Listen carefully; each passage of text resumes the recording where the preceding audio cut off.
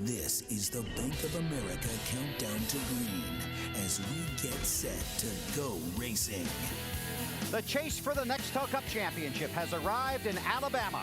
This is Talladega, and today the track is the star. 2.66 miles, a repaved back road that is fast, frightening, and frustrating. The biggest names in NASCAR have studied here. They've all taken a crash course in restrictor plate racing. Next stop in the chase, 500 miles at Talladega.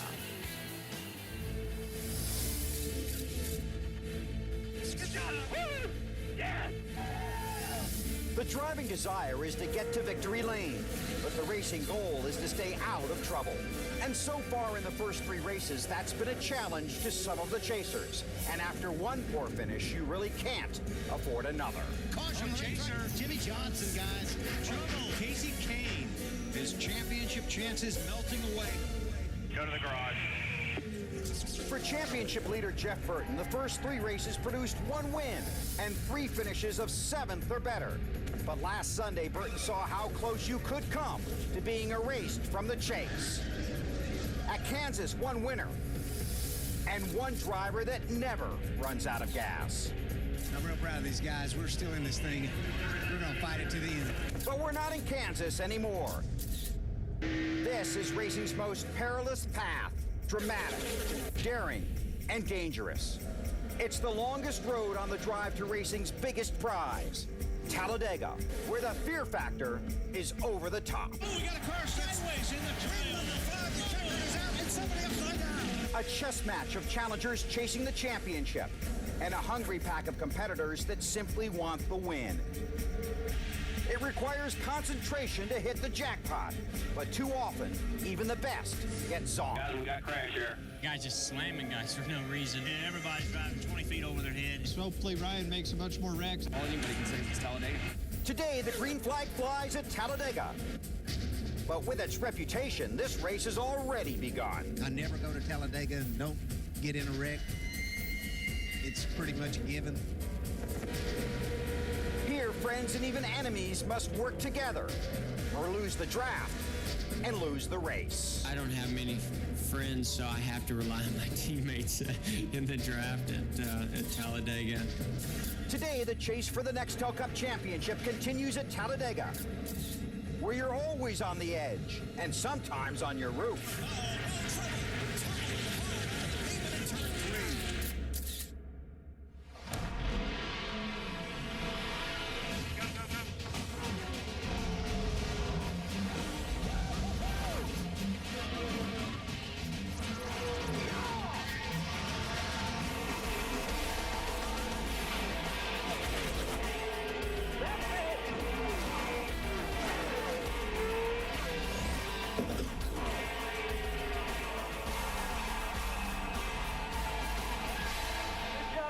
Good job. NBC Sports, in association with NASCAR, presents round 4 of the chase for the Nextel Cup Championship from the Talladega Superspeedway in Alabama. Hi, everybody. Our NBC Race family, happy to welcome you to Talladega. This is the Bank of America Countdown to Green. I'm Bill Weber. This is the race that puts the wild in wild card. While every week presents challenge and opportunity, the rules here increase the risk of losing points rather than the reward of gaining them. Restrictor plates limit horsepower, so here at Talladega, the drivers are forced to race in big packs at fast speeds, where one mistake can lead to the big wreck. For the drivers in the chase for the Nextel Cup, this is a race where luck can truly beat skill. Here are the 10 drivers in the chase and today's starting positions on the right-hand side of the screen. The maximum point change possible in one race is 156 points. That means 7th place Dale Earnhardt Jr. could leave here with the championship lead, but Johnson, Busch, and Kane can only hope to improve their starting positions. The track is the star of this race, and in the 5 months since the series raced here in May, the racing surface has gotten a facelift. The cars practiced on Friday, and the speeds were high. too high for NASCAR. And that led to a change in the size of the restrictor plate being used today. Let's get that story first, starting with the track itself, and here's Dave Burns. And Bill, the reason those speeds were way up is simple. There were no brakes in the middle and no bumping. Before, cracks and bumps in the racing surface caused a disruption in the aerodynamic act of a car sticking to the racetrack. Now it's so smooth that the car is glued to the track 100% of the time, allowing crew chiefs and engineers to take full advantage of the cars being right there for 500 miles today. Now, repaving this place was a huge task. It is NASCAR's steepest and longest superspeedway. They actually had to mill the backstretch in the front tri-oval and resurface that, but the turns were the trick. They went down 11 inches and put in 6 inches of base plus 5 inches of asphalt, and the rollers and pavers had to be tethered to bulldozers at the top of the track so they wouldn't slide down the 33 degrees of banking and sort of upset the task. But they did it, and they did a great job. The drivers all agree on that, but they were so comfortable that the speed shot way up, and over 198 miles per hour. That is beyond the comfort level that NASCAR has for safety. So NASCAR slowed the cars down just a tick, the best way they know how. And for more on that story, we go to Marty Snyder.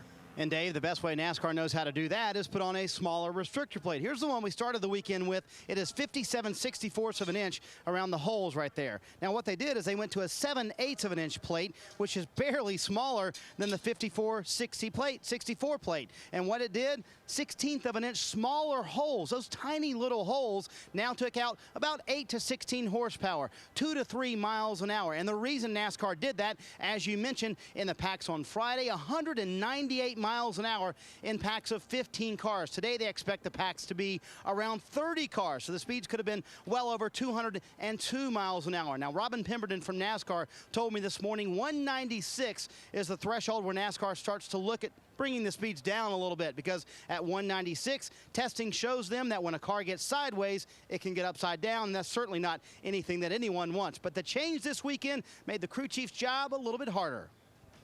To be quite honest with you, the little bit they changed it, it's really not that big a thing. It just cuts back the power and the speed a little bit. I'm sure it's going to affect the cars with fuel mileage, but it ain't going to be that big a deal. I think it's going to cause the field to be a little bit tighter.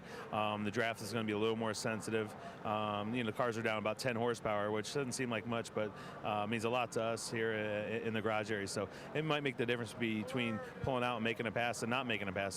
A lot of guys make gear changes. It's going to affect everyone's engines a little differently. You have no practice. It's basically a brand new racetrack, new tires, new restrictor plates. So, it's a big question right now how these cars are going to race. So what will be the difference to you at home watching today? Probably not very much. The pack should be a little bit closer together, as some of the crew chiefs said. And as one driver told me this morning, the one key to the whole thing, you cannot lose the main pack, because if you do, having less horsepower, it'll be even harder to catch up to that big group. Now the man who will lead the pack to the green flag with Matt Yoakum. Marty, no stranger to see the Yates cars on the front row here at Talladega, but it is for David Gilliland, his first restrictor plate race and first pole. So what are your concerns going into today's race starting at the point? Our first and foremost concern is, finding people to work with us throughout the race. But I feel like we have a very fast car, and we got DJ up there, our teammate, and, look forward to working with him a little bit and just gaining some friends out there and showing them that we can do it and we belong up there. He won here last fall. What kind of advice did he give you, not only about the opening laps, but the entire day? He just kind of let me know to, I asked him kind of what I should do to start up there, and he said just kind of pick a lane, and if you get hung out to dry, don't be in a hurry to, try and squeeze back in line, or don't take any unnecessary chances. So that's the plan for today. We're going to start up there, and if we can stay up there, we're going to, and if we get shuffled back, then so be it. We'll work our way back up, and and earn some people to work with throughout the race on the way. Talladega is so unpredictable. David tries to be the 9th different driver to score his first Nextel Cup win right here at Talladega. Bill? Thank you, Matt. Well, anything can happen here, and it usually does. The rules at Talladega and Daytona mean cars run faster in a group in the draft than they do alone. The bigger the pack and the straighter the line, the faster they go. That's when even the slightest mistake can cause the big one and really shuffle the point standings, just like it did here 1 year ago.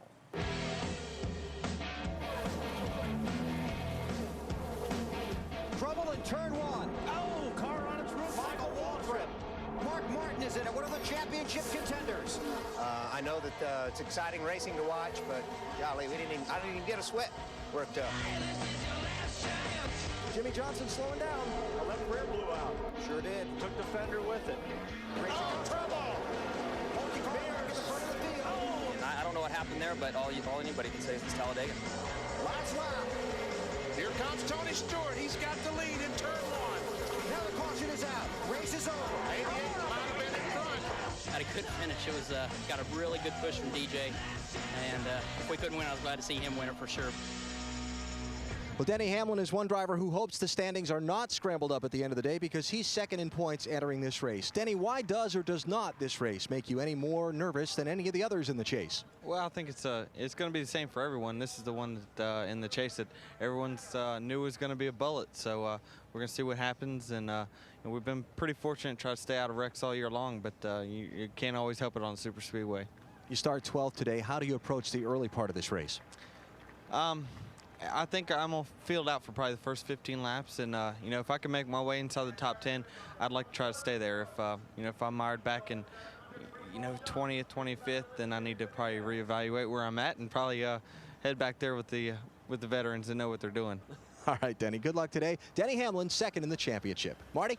One of Hamlin's teammates is J.J. Yaley, so with a little less speed today, smaller restrictor plates, you having not a whole lot of experience at this. Are teammates and friends even more important than ever today? They definitely are, and practice had a really good race car, better than what I felt what even maybe Tony had, and just playing around trying to see how the car was going to work.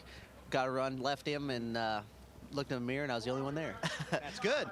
No, that's not good because I needed 3 or 4 guys to push me past him. So I'm going to rely a lot on teammates, and hopefully we can do the same. Denny needs a good run. Try to keep him up there in the points. So we're going to do what we can as a team for Joe Gibbs Racing, but at the same time, I'd like to go win this race too. I know for you this has been a trying week. Why? Yes, on Thursday, a little boy, Jake Owen Rayborn, passed away, and I met him about 3 or 4 months ago, and he's been battling cancer. He's been at St. Jude Children's Hospital, and it was very unfortunate on my birthday. He passed away, and our condolences go to his family. I've run a sticker in my car for the entire year, and he's just a great little kid, and he's an inspiration to me and a lot of other people that someone that's so young could fight for their life for so long, and he's in a better place now. But like I said, our heart goes out to him and his family. Today, JJ is racing for Jake. Bill. Thank you, Marty. In the top 16 on the starting grid, there are 6 drivers with 5 or fewer starts at Talladega. 2 have just 1 start here. And the pole sitter, as you've heard, his first race at Talladega. That's the first lap. Here's what's coming up on the Bank of America Countdown to Green. Dale Earnhardt Jr. has just 1 win this season on the short track at Richmond. But he's a 5-time winner at Talladega. And today chases his 6th win from 7th in the standings, driving car number 8. The Chasers are racing for the championship. 33 other guys are racing for the win, and maybe their job. Should they cut the Chasers a break? Wally Dallenbach tackles Talladega with NBC NFL analyst Sterling Sharp.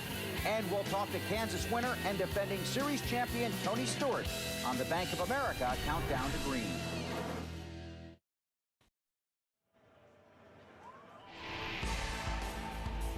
Bank of America Countdown to Green is brought to you by Bank of America. Experience higher standards in checking only from Bank of America.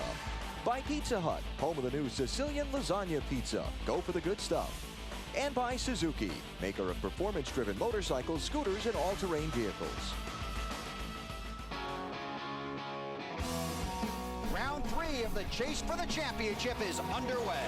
He's going around, right in front of some of the Chasers. Right in front of Jeff Burton. There goes Gordon, goes around. Harvick's in the grass. We got trouble. 17 off of 4. We got a guy in a wall. Denny Hamlin, one of the drivers in the chase for the Nextel Cup Championship. The caution is out. Gordon off the pace. Gordon, the 4-time series champion, has just coasted the pit road. Under green, Dave Burns is there. They've been talking about fuel pressure, Bill. Big trouble for Jeff. I'm just upset right now. I want to know what happened, and I want to get out of here and move on and go to Talladega and see what happens from there. He looks like he's out of fuel. Tony Stewart's going to take the checkered flag and coast across the finish line and win. That's unbelievable. Today we did everything right. We were close. We probably cut it a little too close, but I'm proud of this team. We had a really good car all day. We came off at turn 2 and it went flat for good, and I just shut it off so we weren't letting the motor pull it down. Awesome call by Zippy. It was a crazy day at Kansas from start to finish, but Tony Stewart lived up to his word. Out of the chase, he's out to win the race, every week. And while he failed to make the chase just 1 year after capturing the championship, you can bet that his drive for respect and wins is never going to run out of fuel. This week, he was inducted into the prestigious Talladega Walk of Fame. Matt Yoakum has his story. I didn't realize how big it was to the team till after we got in, because, you know, I know we've lost fuel mileage races before, and I know we've been in situations where we couldn't take a chance because of points battles, but when we came in to see that excitement on Zippy's face that we finally won a fuel mileage race, to me it wasn't that big because I didn't feel like I had done something to win the race, but I guess it was more because of the crew that we had won the race, and because we took that gamble and finally won one that way that was so special to those guys. So it made it even more special for me because of that. Sweet home, Alabama, keep growing in the seat, homie, watch your manners. And to be voted in by the fans to the Walk of Fame, Neil Bonnet, Red Farmer, Davey Allison, all there. Have you become sort of like the northern chapter of the Alabama gang? I don't know. It's you know, I know there's a lot of people that think that I don't like this place, but this is one of my favorite places. And now that they've repaved it, I mean, I've renamed this my new favorite track, because this place now is awesome to drive around. But you go down in southern Alabama where I go hunting and fishing, and we've got a really, really huge following here. This is kind of like a second home to me when we come down here.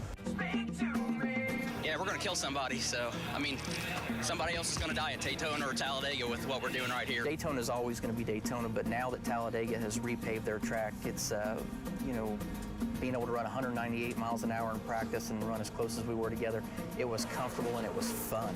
And it's the first time that I had that much fun drafting. Every year that I do it now, I get more comfortable with it and enjoy it more. And, you know, 3 or 4 years ago, I mean, I absolutely hated restrictor plate racing. What about your skill level in restrictor plate racing?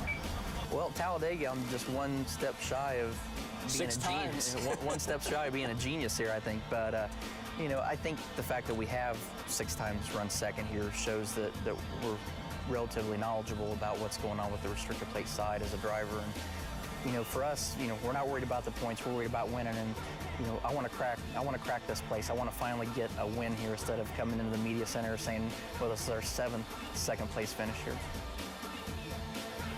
6 times the career, Tony Stewart has finished second at a racetrack before finally going to victory lane. New pavement at your playground here. Do you think it's going to make guys maybe a little braver today as far as being aggressive on the track? I don't know about that. I mean, the cool thing is, man, it is so awesome right now how smooth it is. I mean, this is turned into my favorite racetrack on about the 2nd lap of practice on Friday. So it's just awesome. I mean, it does give you confidence that you can move around. I'm not sure that it's going to make it more dangerous because of that or anything, but it's definitely, I mean, I'm looking forward to it. This is the most excited I've been about a race at Talladega in my career, so I'm excited to get out there today. Now, 4 times your unofficial teammate Dale Earnhardt Jr. and you have finished 1-2, but you've got a corporate teammate in today's race that's also in the chase. So do you try to keep an eye out for the 11 to try to work with Denny today?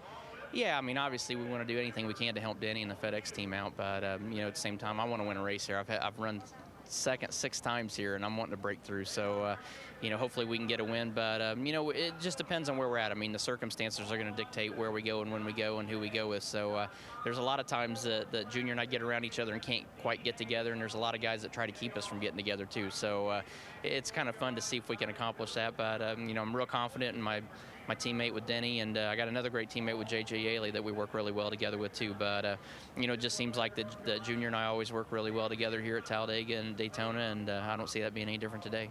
Well, the past 2 years, he's led 442 laps of 1,298 on the restrictor plate tracks. Bill, already some bump drafting going on. Thanks, Matt. Watch your back down there. Friday, Mark Martin shocked a lot of people when he announced he will leave Roush Racing after this season and drive 20 Nextel Cup races, plus the Bud Shootout and the Nextel All-Star Race for MB2 Motorsports in 2007. Mark had said on numerous occasions that he planned to race full-time in the Truck Series for Jack Roush next year. But last week at Kansas, he went to Roush and told him he was not going to sign the truck contract. Martin said it was a deal that came together in less than 2 weeks and puts him in the 01 Chevy next season. Jack is the guy who gave me a chance when nobody else would in 1987. And for that, I've given him 19 years, 19 of the best years of my career, and unwavering loyalty. And at this time, you know, I have an opportunity to go do something that is going to be, you know, a new challenge for me. When you can compete like I have been able to the last couple of years at this level of competition, it's hard to step away from. I've got a chance to keep going on a limited basis with great flexibility in Nextel Cup competition. It's hard to walk away when you have an opportunity to still have an opportunity to win races. What I'm looking for right now doesn't fit in with what's going on at Roush Racing. Oh, I had no clue. It was a surprise and a disappointment. As anybody that has been watching what's been going on between us and in our programs for the last couple of years, you know, there's been certainly great anxiety that I've had over the end of Mark's career as it relates to Roush Racing, and I believe that would be commensurate with his end of his career with stock car racing. Jack Roush was stunned when this went down. Martin will share driving duties with Regan Smith next season. He left his options open for 2008. Today he starts 30th, looking for his third Nextel Cup win at Talladega. He won the truck race on Saturday, and Allen is with him. Before Mark Martin turns his attention to 2007, Billy does have a championship to try and win this year. Mark, have you talked with your Roush Racing teammates that you have to try and win that title with this year about your decision, and what's their reaction been? Well, these guys, you know, they support me 100%, and you know, we want it worse than ever, and you know, it's 100% from Jack Roush to Pat Tryson and everybody on the team, and you know, we've got a great race team. We've worked together for a long time, and we're on a mission. Now, today's mission is to get past the first pit stop, I think. You've been swept in a crash before the first pit stop the last 3 times here. How do you approach today's race? You know what? Every race that I've been in, you know, I start the race and try to go as far forward as fast as I can and stay there as much as I can. And like you said, we hadn't made a pit stop yet, so in the last about probably 5 races. So I'm gonna put it in their hands. Pat and Mike, my spotter, are gonna talk to me and talk me through this thing. And I told them what I've been doing hasn't been working. Please tell me what you want me to do, and let's try to, you know, we need to get through this thing. We need to, you know, we need to win it, but we definitely need to get through it, and hopefully we'll get a pit stop or 2 in today. All right, good luck today, Mark. Mark Martin, 3rd in the championship, starting the race. Marty? Joe Nemechek is a part of the changes at MB2 as well, Alan. So how do these new developments affect you for 2007? Well, I'm going to be driving the for the new team that's being formed. It'll be car number 13, Lucky 13, and you know, having Mark Martin come on board is just an incredible asset to our team. Bobby Ginn, Jay Fry, all these guys put this deal together, and Mark's been one of my fiercest competitors through my career, so it's pretty cool just talking to him. And the main thing, getting our cars driving better so we can win races. It's been a rough year for Joe Nemechek. He hopes to turn around the luck this afternoon at Talladega. Bill? Thanks, Marty. Today, Mark Martin chases career win number 36. He got career win number 18 at one of his favorite tracks, the one we race at next week, Charlotte. That win came 11 years ago today, October 8, 1995. Now, this week's Bank of America Higher Standards moment. Hopefully when it comes time to be up front, that's when we're going to be there, and that's at the end. We stay green. All the way, baby, all the way. Come on, baby, dig. Tail caution is out. Race is I think Kyle's trying to cross the start-finish line. Yeah, baby, we're back on the map.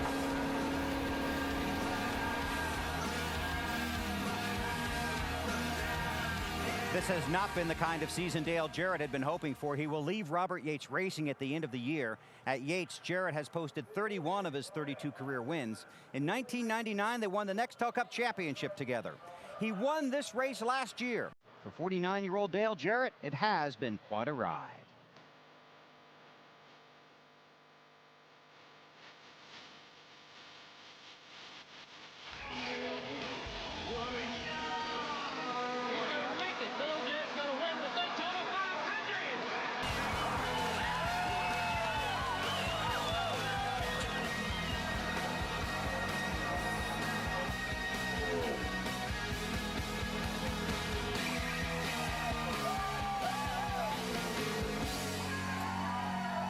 And in what has been a lean year for the 88 team, they found a way to a top 5 last week at Kansas.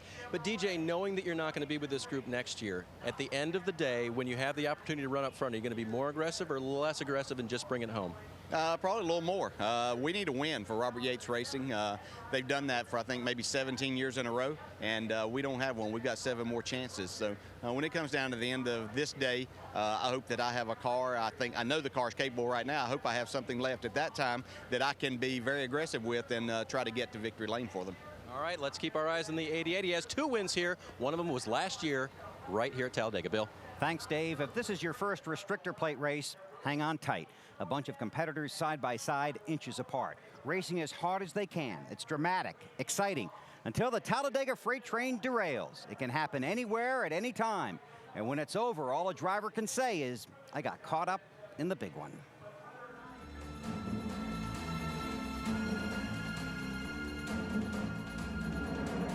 Oh, trouble!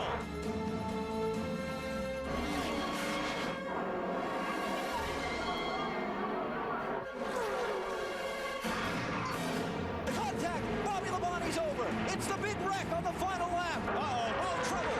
Elliott Sadler over 1.5 and on his roof. Now the car tumbling hard onto the pavement in turn 3. Trouble in turn 1. Oh, car on its roof. Michael Waltrip. Mark Martin is in it. One of the championship contenders. Oh, trouble. Multi-car wreck in the front of the field. Oh, and Scott Riggs on his roof. Oh, Riggs. Wow. Oh, not what you want to see out of your windshield. Oh my gosh.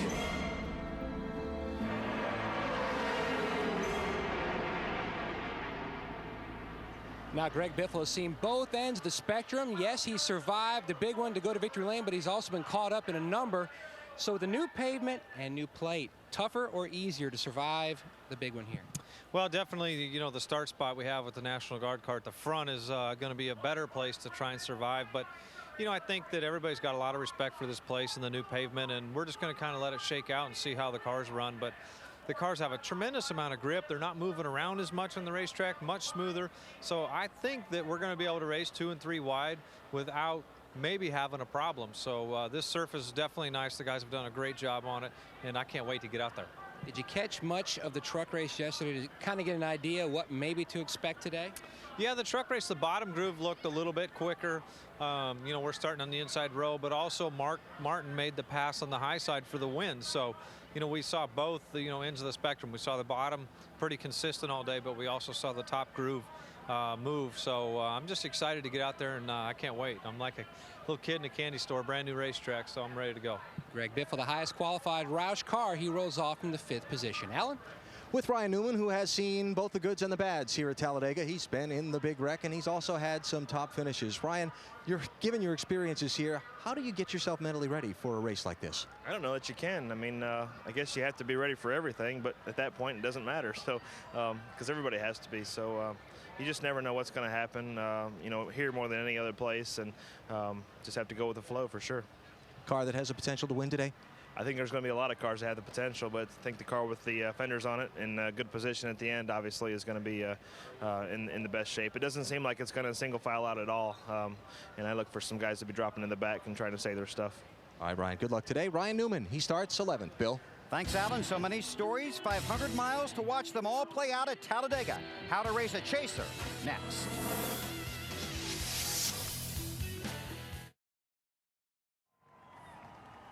Lots of fans filing into the Talladega Superspeedway in Alabama. They got the first half of the countdown. Now they're headed for their seats this afternoon for 500 miles on this 2.66-mile racetrack.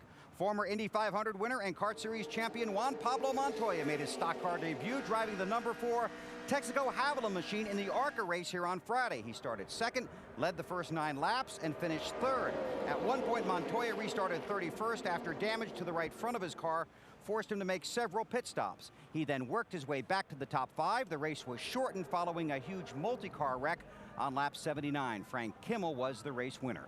The former F1 star will drive for Chip Ganassi in the Nextel Cup Series next season. He'll be a very interested spectator today, and Matt Yoakum is with him. The former Indy 500 champ got on the racetrack on Friday, and that's part of your ABC ARCA Busch Cup program to get the learning curve up to speed. But I got a couple of questions for you. First off, let's talk about your save that you made. Did it impress you? Oh yeah, it was great. Texas Hobblin Dutch was a great car, and it surprised me. When they hit me, I thought car started sliding. I thought I lost it. I'm done today, and I was lucky that the car came back. And after all, we learned a lot. We had a lot of problems, and in a way, it was good. We had to come into the pits under caution like 2 or 3 times to fix the car, start from the back of the grid, go forwards, go backwards, work with people, and it was good. I really learned to draft. I'm not an expert, but I have an idea what to do now. What was your first pit stop like? Because the pit stops in open wheel cars much different than here in NASCAR. Hey, it was difficult to make sure, when people run in front of you, it's scary. I'm used to people waiting for me in a single place, and you just put the car in the right position, and that's it. Here, as you're coming in, people just jump with the jack, and it's like, oh my God, I'm going to run them over. Well, he's going to watch the race from on top of the pit box and just kind of float around the racetrack, Bill, just trying to get up to speed here in NASCAR. Thanks, Matt. He'll be fun to watch next season. The Chase is NASCAR's playoff. Only 10 guys are eligible for the title, but each week 43 guys get to play. So, if you can't win the Nextel Cup, how hard do you race the guys that can win it? Keeping in mind, if you fumble, you could sack someone else's championship chances. This is a contact sport, but in the Chase, you don't want to get called for unsportsmanlike conduct. You got the top 10 guys that are in the Chase, and they're pushing harder than they have all year long, trying to be smarter than they have all year long, and that's a fine balance. The rest of us are racing for wins, one, and racing, for our sponsors and our fans, and really trying to prepare for next season. Those other guys are on a whole different program. I mean, they're gaining as many points as they can. So it's definitely 2 styles of racing, I think. I think that everybody that's on the racetrack deserves to have their racetrack, deserves to have their opportunity to succeed, and I don't expect anything special. I appreciate it when I get it, but I don't expect it. You can't ask anybody to lay down, pull over, get out of the way. Everybody's out there to race and do the best job they can. And it's how everyone goes about doing that job that raises anger and envy. Maybe the chasers can't expect an extra cushion of comfort, but they certainly do hope to get it. For 33 drivers, it's a racing dilemma. How hard should you race a chaser? It's very nerve-wracking to race those top 10 guys in points and race them hard for position and feel comfortable. You're so timid around them and scared that you're gonna, if you make one little mistake around them and cause them to have a wreck like the 48 had today, you've just ruined a guy's chance to win a championship. I've been caught up in one of those wrecks myself this year, so it's not that I was upset with anyone in particular, the situation. It's just racing, and when you race long enough, championship battles usually get determined by luck and by other racing incidents, not what goes on between the guys fighting for the championship. So I guess I'm just used to it. I've been on that side of it the last couple of years, and you give them a little extra room, but when you're out on the racetrack, I mean, everybody's got something at stake. You still have to go out and you owe it to your team and their sponsors to go race as hard as you can, and if something happens, you worry about the circumstances later. I know when you're in there and you got all that pressure and you're racing with some guy and he bumps you a little bit or something, you're like, man, just give me a little bit of a break. So I try to do that. Yeah, there are times where you can cut a guy some slack because it's not an important part of the race, but for the most part, typically, you just race everybody the same since you had the beginning of the season. And maybe since the beginning of your career. The racing creed, I race you the way you race me, because next year the racing roles could be reversed, and I might be the driver looking for that extra inch of racing room. You don't necessarily think any different of them, but you just keep track of those 10 guys and give them the respect that they need to go run for a championship. I think the non-chase guys give the chase guys a lot more room, and you can just see that respect out there developing as the championship wears on. When it really gets tight with one of those guys and you're really racing hard, it does creep in your mind that, hey, they've got a lot to lose and you don't want to be the guy that messes something up for them. I think that they should race everyone with respect as if they were in the chase all the time. I wouldn't expect it, but it's always something where if you do get it, it's nice to let the person know they gave it to you, the respect, and at some point if the roles do reverse, to pay it back as well. Carl Edwards will start 17th here today, and Carl, as dicey as the racing is here at Talladega, can you even imagine racing guys who are in the chase or not in the chase differently? That's a good question, Dave, but honestly, I don't know, man. I really don't. I mean, our steeple fusion is going to be, fast enough to go to the front, or it's not going to be. And, you know, the biggest thing I think everybody's aware of is just the potential for disaster when you're in this big group. So, you know, I'll try to race everybody the same today, and that'll be with a lot of respect. But in general, yeah, you know, I try to watch out for those guys. I know when I was in the chase last season, our team was doing really well. Guys gave me some space, and that was nice. And he ran up front last year. He finished 5th in last year's race here. Bill? Thanks, Dave. It's going to be an exciting afternoon here at the Talladega Superspeedway in Alabama. When the Bank of America countdown to green continues, we'll talk to chaser Jimmy Johnson. The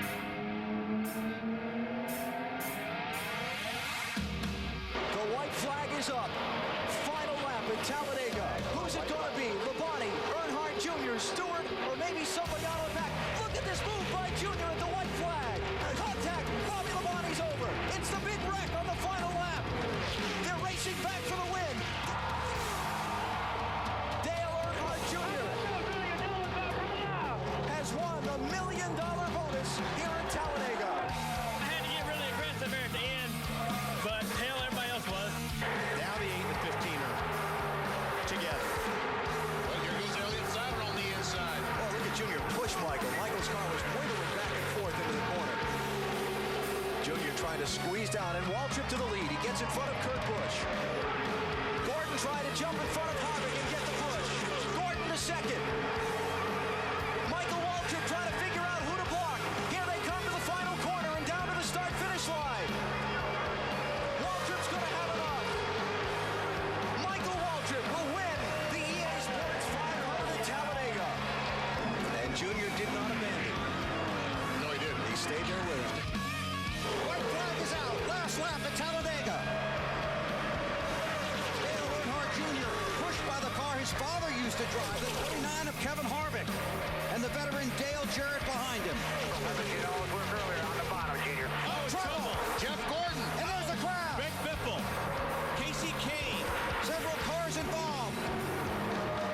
But the caution's racing No, it's still green. It's still green. Okay. They're still racing at Talladega. Dale Earnhardt Jr. looking for his 5th win at Talladega. Works his way back to the front. And Junior, where his father won 10 times. Oh, we got a car situation. Win number 5, the checker is out, and somebody upside down. Elliott Sadler. Again, it's a good win for us, man. It's 5 this year. I just can't believe it. Fans love it. And so do a few drivers. The excitement during the race is only topped by that dash to the checkers. It can be draining, but it's also dramatic. And no one knows that better than Elliott Sadler, Alan. Yeah, Elliott has kind of experienced everything there is to experience here at Talladega. He's taken the checkered flag on his roof. He's taken the checkered flag in a top 10 position on all 4 wheels. Elliott, you start in the middle of the pack today. How do you approach the start of this race? What are you expecting? Well, actually, I think we're gonna try to get in the middle and try to make our way to the front. I mean, see what our Dodge Charger can do in traffic. It's my first time in this type of car, so I got to put it through its paces at the beginning of the race to know how it's going to be good at the end of the race. So we're going to try to make our way to the front. If we can't make it, we'll wait to the first few pit stops, making adjustments, do some things to get track position and go from there. But my first goal is get up front and stay ahead of the wreck. That's probably a good strategy. He's tried all of them. We'll see if this one works. Matt? AB, Casey Kane starts today 10th in the championship standings. Now, he's one of 3 chase drivers who finished 15th or better here 1 year ago. Is play racing, though, one of the toughest curriculums to try to master in NASCAR, Case?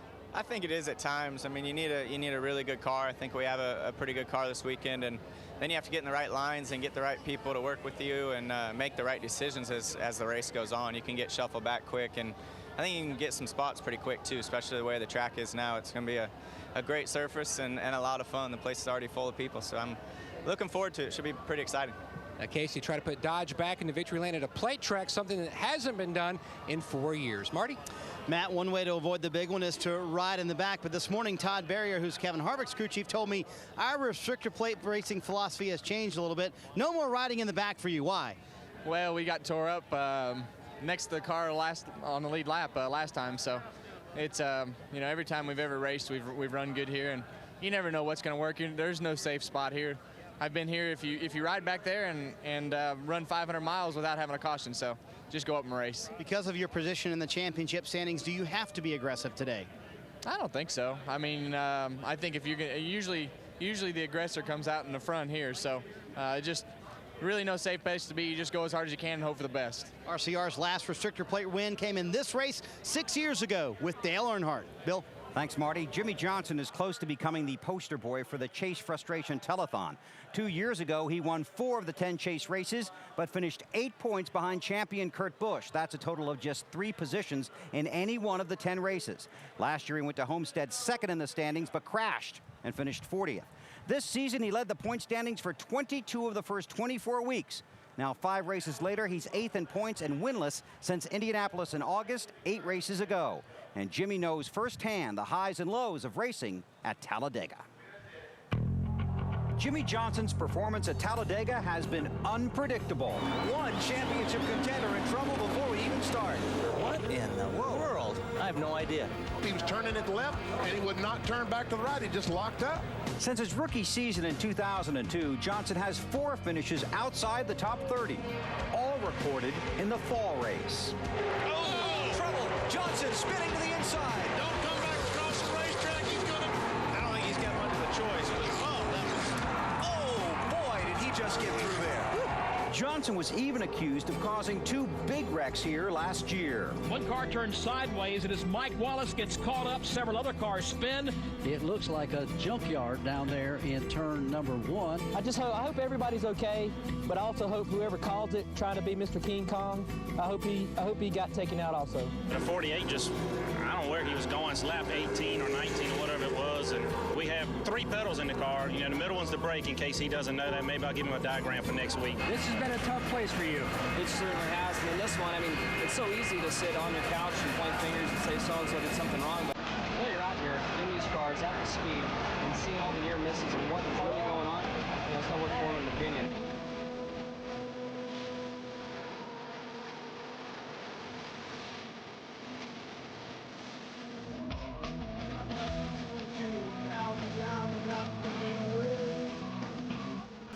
But this spring, on May 1st, Johnson followed his big win at Daytona with his first ever victory at Talladega.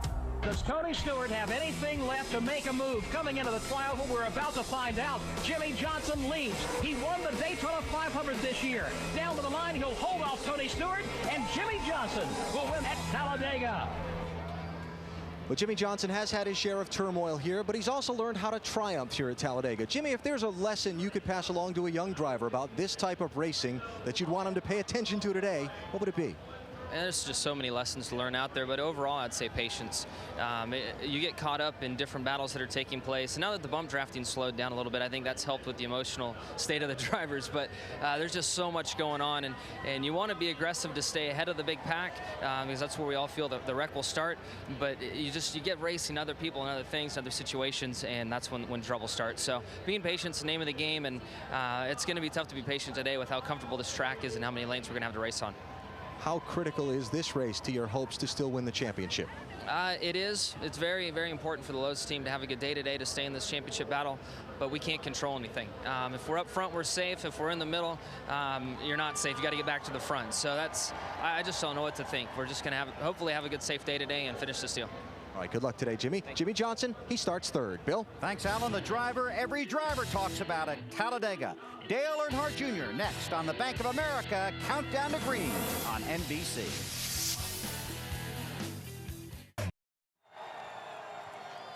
The Bank of America Countdown to Green races on from the 2.66-mile Talladega Superspeedway in Alabama. The track is only part of the story at this place. The infield is unofficially referred to as NASCAR's biggest party. So we sent Dave Burns to check out the streets of Talladega. Well, you know, Bill, New York has its Broadway, California has Rodeo Drive, Paris, the Champs-Élysées, and of course, when you're at Talladega Superspeedway, you've got Talladega Boulevard, where the fans come and they know that half the fun of being at the race, or even more than half the fun, is staying in the infield, living in the infield. And with 2.6 miles of racetrack, you've got acres and acres of camping for people to have all kinds of fun while they come and watch a 500-mile race as well. People like Randy Haynes, who, believe it or not, with this Halloween theme, is from Decula, Georgia. he's never heard the Dracula references before in his life. But he has this thing set up, comes down here with his friends about 2 hours from here, and believe it or not, I guess you would believe it, everybody gets their picture taken in front of this sign. It's just part of the fun that happens down here in the infield at Talladega. And if you weren't here and you didn't get your picture taken here, or if you'd like to see more of the fun that they have down here, log on to NBCSports.com and go to the NASCAR section, because we've got a lot of stuff to show you about what happens inside the sport when you're at the Superspeedway. And it doesn't end this weekend. We'll go to Atlanta, Phoenix, Charlotte, and show you what's going on there at NBCSports.com. And Bill, we've even got some fans of yours down here. No bones about it. He's your biggest fan. Yeah, that guy's been eating in the NBC TV compound, apparently. Dale Earnhardt Jr. is a 5-time winner at Talladega, but in the last 3 races here, 31st, 40th, and 15th. Last year, a frustrated Earnhardt missed the chase and began the rebuilding process for 2006. This year, his team won at Richmond. He started the chase in 6th. Earnhardt comes to this track fast, famous, and focused on winning his first Nextel Cup. Marty Snyder sat down with Jr. Friday afternoon. The 8 is smoking, Dale Earnhardt Jr. Cinderella Man season, and his chances at the chase right here, going up in smoke. Oh, yeah. Glad it's over with, and I promise my fans that next year we'll be back in victory lane where they'll have something to cheer about. Turn this car around. Dale Earnhardt Jr. wins it at Richmond. Turn this car around. You know, what was it like to race out of the chase last year? Was it almost a foreign feeling because you were out there, but you're not really a part of what everybody else is doing? I mean, how strange was that for you? I had made my mind up that I was going to enjoy it somewhat as akin to taking a year off. I was out of the spotlight. I was out of the media coverage. I didn't have as much to do during the week. I could go to the racetrack and race. I enjoyed the people I was racing with, so I mean, if that part wasn't fun, it'd probably just been a miserable time. Is the pressure off simply because you're in the chase? The pressure during the 26 races of trying to make it and the pressure we have now being in it's 2 different things. It's a very proud feeling to be in the chase. It's sort of a small fraternity. It's like your first Daytona 500. It's a very good feeling to make it and be a part of it. There's a lot of great drivers that are in the chase that are, you're proud to be associated with. There's a little bit of Hollywood pressure because it's there's so much focus on it, and there's so much media coverage, and there's so much that you're involved with now off the racetrack as far as covering the chase and talking about the chase and telling the story. So how do you avoid the burnout this year? You said that it's always there. It's not so much physical, it's all mental. It's what you worry about. It's what you carry with you every week. If you had 2 blown motors and you carry that for 2 months, that drags you down. And your mentality and everything's negative, and you wear yourself out. So I've been able to manage that a lot better than I have in the past. I used to have bad runs, and they'd stick with me for weeks, and I'd just be sick to my stomach. How do you let go of races like that? When I would have a bad race, I'd sort of I'd lower my driving abilities and lower my effort. If I got a 30th place car, I don't bust my ass out there and run 20th. I used to get mad at Tony Jr. or mad at the team because they weren't carrying their weight, and they expect me to save the day or whatever, Well, that was my mentality, and that's why we fall all the time. All I looked for was results, wins, top 5s, top 10s, and if I wasn't getting those, we weren't good. We weren't happy. Well, what I started doing was just running hard every lap, and at the end of the day, I can get out of that car and feel good and say, I give you everything I had. So you've done all this growing up. You've kind of become the leader of the team. Is the team mature enough to win a championship in your mind? Absolutely, yeah. This team has amazed me this year. There was a lot of times this year where it should have blown up and it would have blown up before, and it didn't. It didn't even get close, and it was a lot. It's not only just because of me and Tony Jr. maybe being a little more different toward each other, but it was the team sticking together and never quit. We came out of a lot of holes this year to finish good in some races, and I tried to show them that I was way more better of a race car driver than I was in 04, and that they get everything they can get out of me every lap now. And there was some times in 04 and 03 and 02 where I just got done driving my ass off, and I'd get out of the car and they would ask me why I laid down on them. I'm like, how do you see that? Did you not see me out there driving my best? How could you say I laid down, or what gave you that opinion that I was just riding? And I don't know, it's different this year. It's very different. Everybody's very focused. The more mature, more experienced Budweiser team trying to win the Nextel Cup in 2006. So, Junior, what needs to happen in these final 7 races for you guys to win the Cup? We got to run good, but more worried, importantly, about what's going to happen today. But we got a good car. I told Tony Jr. you better be glad he's on my team today because he don't want to have to race against me. You've admitted, though, lately DEI is a little behind in the restrictor plate program. How far behind are you guys? Are you catching up? Well, I mean, when the race starts, we can get her done, but obviously in qualifying, as you see, we ain't that strong. But we'll figure that out and figure out how to qualify better and get better pit stalls. But once the race starts, man, we make a few moves. We'll be up front. You've been rocking back and forth like a prize fighter for the last 15 minutes. Are you nervous or excited about this race? I just get excited. You know, just hard to stand still. I'm ready to go, ready to start it. Junior would love an early birthday present, Bill. He turns 32 on Tuesday. Thank you, Marty. Coming up, an all-pro performance in Wally's world, but it's not the driver. Sterling Sharp called a timeout on Football Night in America to hitch a ride at Talladega. But like any racer, you have to start out small and work your way to the top. Now, Sterling, before I take you out on Talladega Superspeedway, thought it'd be a good idea to, get some rust out. We'll take you out on the go-kart track. It's gentleman racing. There's only 2 things you need to know: the brakes in the middle and no bumping.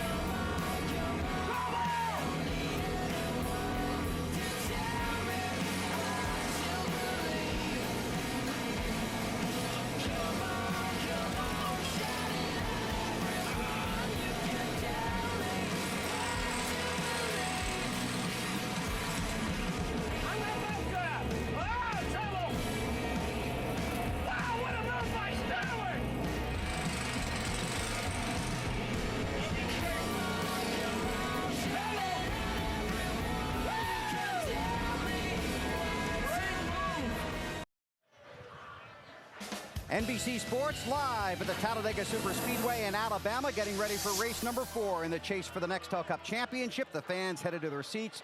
T-shirt sales have been fantastic today. A lot of those shirts are red with a big 8 on them. Can't figure that out. We'll see how that plays out. Earlier this season, Wally Dallenbach had a chance to drive the bus. Former Pittsburgh Steeler Jerome Bettis. This week, Jerome's Football Night in America teammate Sterling Sharp made the trip to Talladega for a ride in Wally's World driven by State Farm. As a receiver for the Green Bay Packers, Sterling was a 5-time Pro Bowl selection. And in 1992, he hooked up with quarterback Brett Favre and set the single-season receiving record with 107 catches. He broke that record the next season with 112 catches. He is a big NASCAR fan. At least he was, until he was drafted onto Wally's team.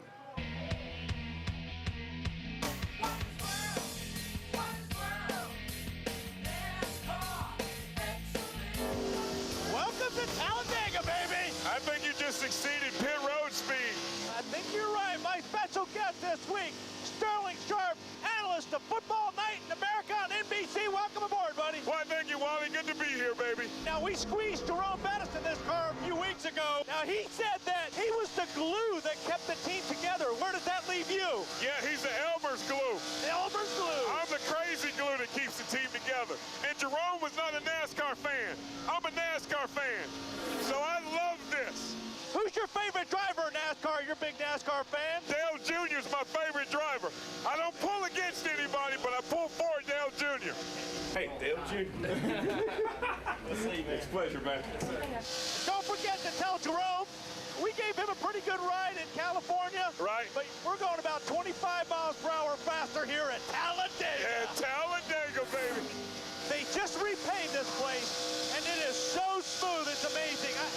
This place is like Indianapolis right now. That's how smooth it is. It's riding really smooth. And a lot of that has to do with, me driving the car because I'm such a great driver. Well, you got down into turn 1 kind of hard there. Yeah, kind of bottomed out. We do have a little bit of right side weight in the car today. I think you and I weigh the same. Unfortunately, you can't stay for the race, can you? No, I got to go back and do my real job. But I'll be watching it. I will be watching it.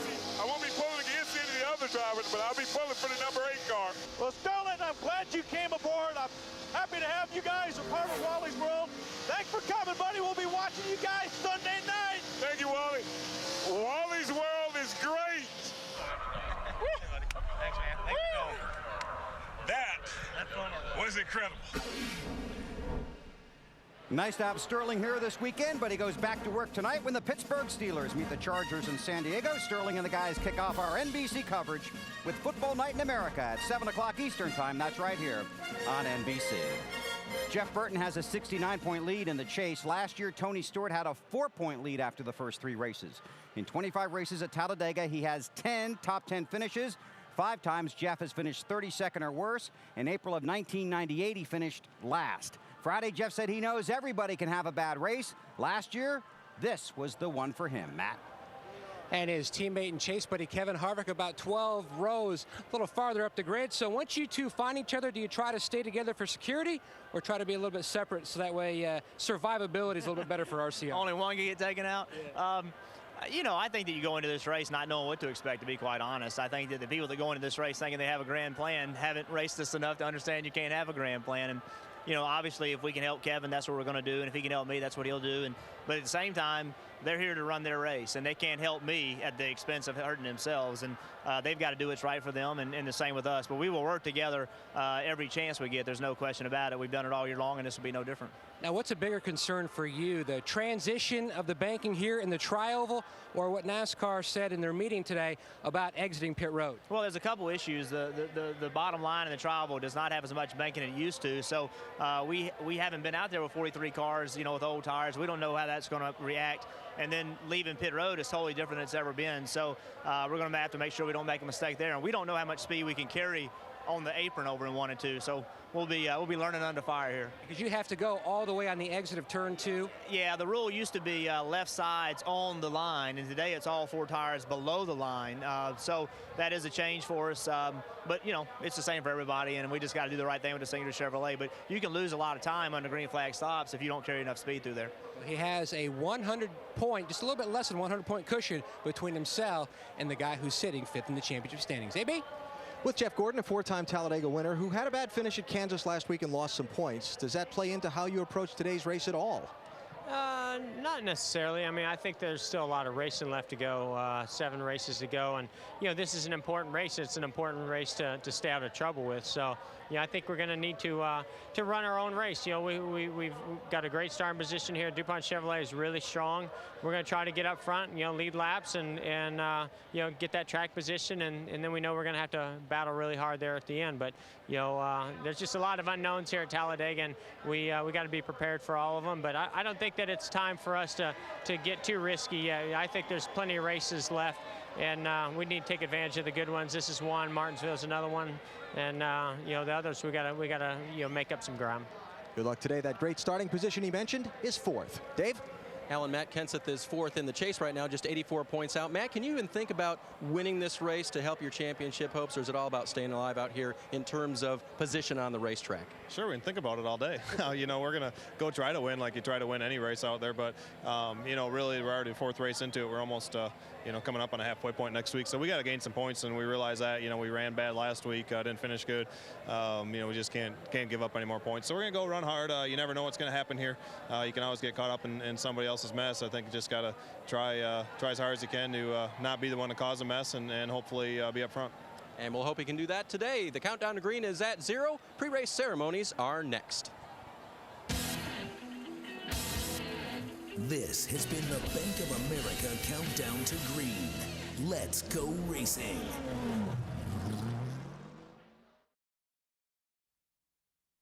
The chase. 8. The countdown. Some of the guys chasing the championship, dodging big-time trouble at Kansas. Talladega. Oh, car on its roof. Mark Martin is in it, one of the championship contenders. Kansas. Some chasers were not so lucky. Big trouble for Jeff. Did someone say trouble? Oh, trouble! Trouble is hard onto the pavement in turn 3. The man. The goal. Avoid the big one. The big crash happened on the final lap. Oh, we got a car situation. Ring number 5, the checker is out, and somebody upside down.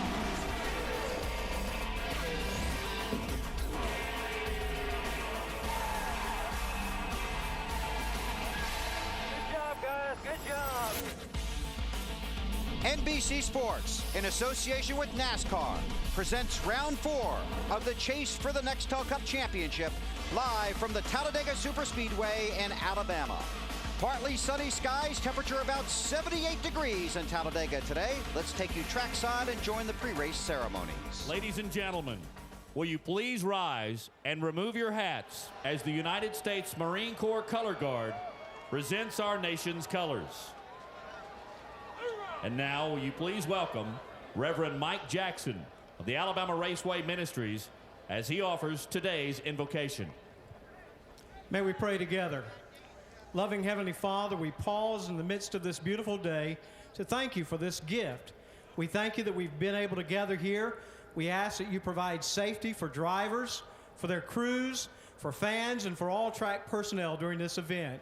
We pray your blessings of protection upon the men and women of our armed forces as they serve us and give us that freedom. Father, we ask now that you just remind us what a privilege it is to live in these United States of America. Most of all, we thank you for Jesus Christ, your Son, our Savior, who makes life worth living, who gives us life abundant and life eternal. It is in his precious name we pray. Amen. Thank you. Here once again, the 151st Army Band for our national anthem.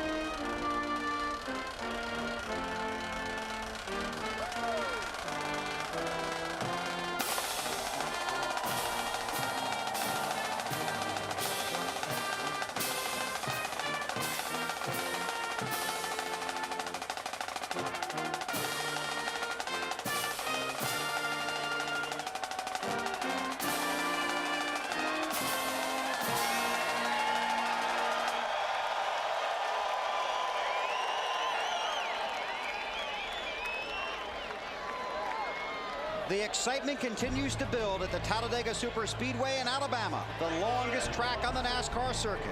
188 laps, 500 miles. Race number 4 in the Chase is coming up. It'll be the 75th race here at Talladega. The command is next. You're watching the Chase for the Championship on NBC.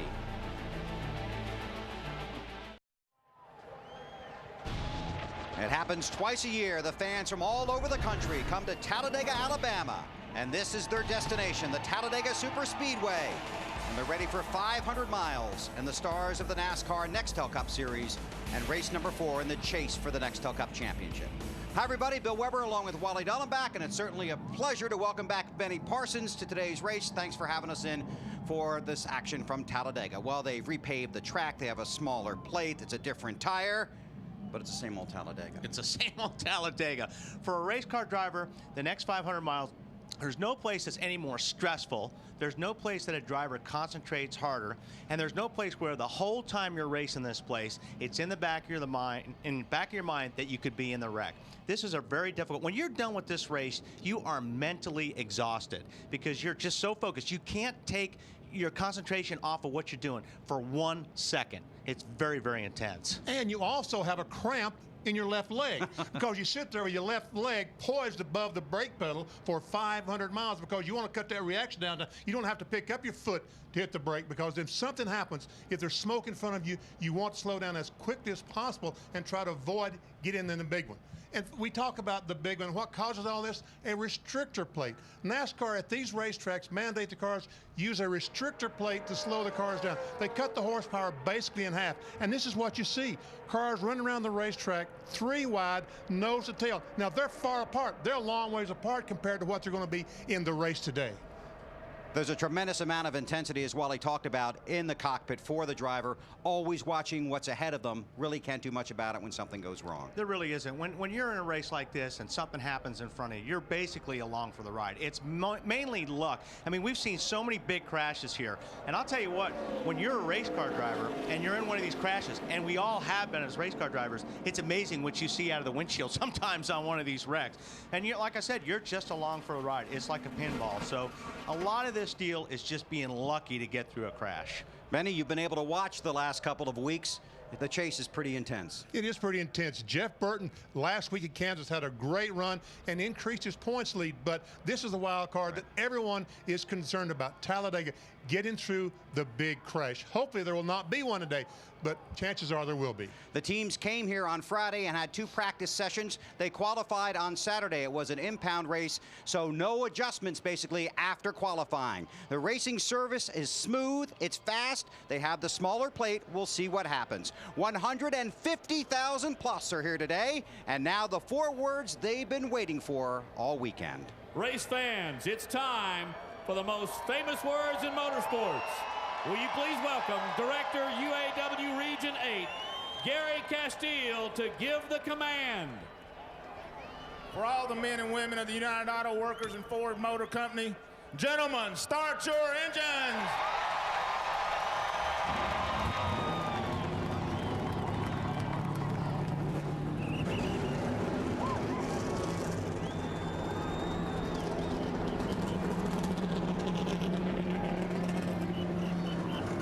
At Talladega, the roar of the crowd can drown out the roar of the 43 cars, but they've come to life on pit road. You're watching NASCAR on NBC.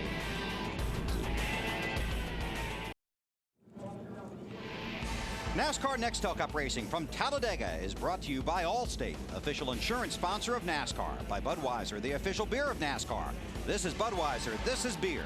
By Bank of America, experience higher standards in checking only from Bank of America. And by Team Chevy and the 2006 Monte Carlo SS, now with the legendary small block V8, an American revolution. Sony, the official high-definition television of NASCAR on NBC, takes your NASCAR experience to another level with Sony Full HD 1080, the world's most powerful HD experience.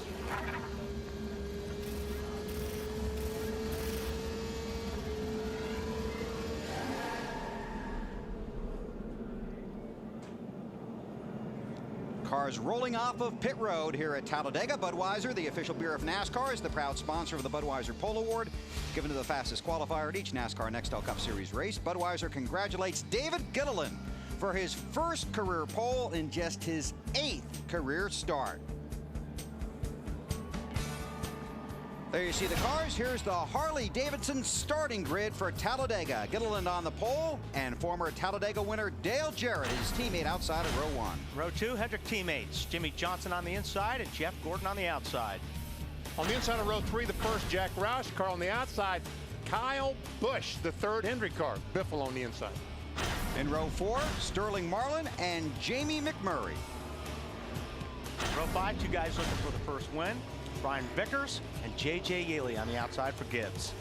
On the inside of row 6 is Ryan Newman. On the outside, Denny Hamlin, currently second in NASCAR Nextel Cup points.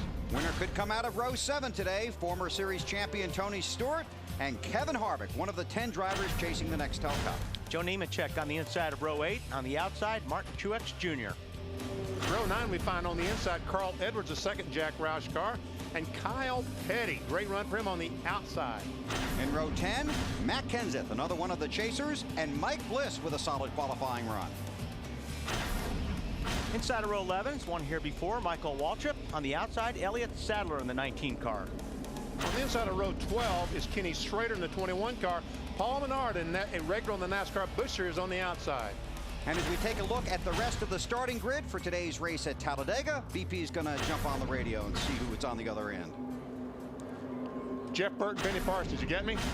Yeah, I got you, Benny. Jeff, you're starting 34th today. Does that change the strategy any? Oh, it really doesn't. I mean, this race is pretty much the same no matter where you start. Obviously, the first few laps will be different, but people in the front front at some point are going to be in the back, and people at the back are somebody who's going to be in the front. So the key is being in the front at the right time.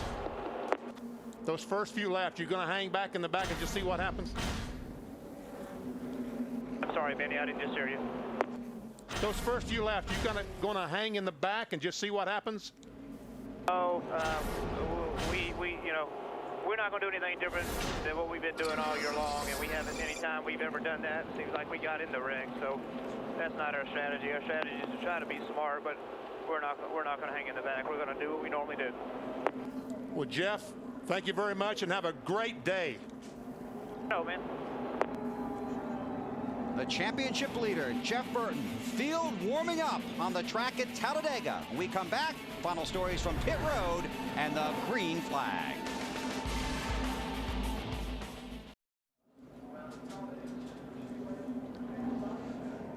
The cars still running the pace laps here at the Talladega Superspeedway. They will get the 1 to go this time. Final stories from pit road before we go green. Let's go down to Marty Snyder. And Bill, you heard Jeff Burton say on the radio to BP that his plan today is to stay up front as long as he can. He said, you know, when he came into the chase, we had a plan that we were going to run up front as long as we could, do everything we've done this year, but maybe do it a little bit better. Sure, he could run in the back and protect the championship lead and maybe make a run towards the front at the end of the race, but he said, you know what, we're sticking with our plan, and if we would have wrecked when I was in the back, I would second guess that all week long. If we wreck when we're up front trying to win the race, I won't have a problem sleeping tonight. Nat? Marty, what a difference a year makes. Back in 2005, Jeff Gordon missed the chase for the Nextel Cup, but he won 2 of the 4 restrictor plate races. This year, he was locked in, but he's failed to finish better than 15th. He's been shuffled out of the lead at the wrong time, and really timing is everything. Just ask the Detroit Tigers, who knocked the Yankees out of the playoffs. Gordon knows it's time for a Jeff Gordon type performance. 12 times he's bounced back from a finish of 30th or worse and gone to victory lane. He starts today 6th in the championship standings. Dave? Matt, Kevin Harvick has to do 2 things today. That's keep the pedal down and race heads up. He's got to keep the gas pedal down all the time here at Talladega. Obviously, that's something you do. But coming to pit road, he has to check those brake pads. Keep the brake pedal down just a little bit to make sure the pads are near the brake rotors, because that's the only time he'll use them. As far as racing heads up on the track, but also on pit road, he's smack dab in the middle of pit road, pit stall 19. That means he's got to watch what he's doing exiting pit road. Don't ding up any of the fenders on that beautiful number 29. Alan? For the 10 drivers chasing the championship, and in particular the drivers toward the back of that group who've already had a bad finish during the chase, today could be the day. Finish up front while some others get caught in the big wreck, and it could revive their championship hopes. But get swept up in that accident themselves and have a bad finish, and it could end their chances for a championship. Jimmy Johnson might be among that group. He starts 3rd today. He's pitted in the first stall all the way at the end of pit road. A season's worth of work wiped out by one wipeout. That's what some teams could be facing this afternoon here at Talladega. Bill? Thanks, Alan. You guys have a great day down there. Go online, NBCSports.com, and check out the entire pit map in the NASCAR section. Championship leader, Jeff Burton, on the radio a few moments ago, how his spotter can help get him through the day. Spotters, just remember, we're at Talladega. You know, you can't talk too much. I make the decision on where I'm going to go. You just tell me, just like you guys always do, what's around me. Jeff Burton starting in the middle of the pack. Lot of inexperience in the front few rows of this field today, including on the pole David Gilliland in that 38 car in his first Nextel Cup race at Talladega. I don't expect him to really have too many friends these first couple laps, BP. I think these guys are going to really try to get by him as quick as they can. I wouldn't be surprised if Jimmy Johnson and Greg Biffle doesn't try to hook up and get on the inside of the 38 car down the backstretch. That yellow line you see on the very bottom of the racetrack, we'll be talking about that all day long. That's out of bounds. It's out of bounds. These cars cannot go below that line. NASCAR brought that up in the drivers' meeting. We'll keep an eye on that. 43 cars, 500 miles at Talladega on a repaved racing surface with a slightly smaller restrictor plate. The place is packed. It's race number 4 in the chase for the Nextel Cup Championship. A rookie takes him to the green flag. Glad you were along for the ride.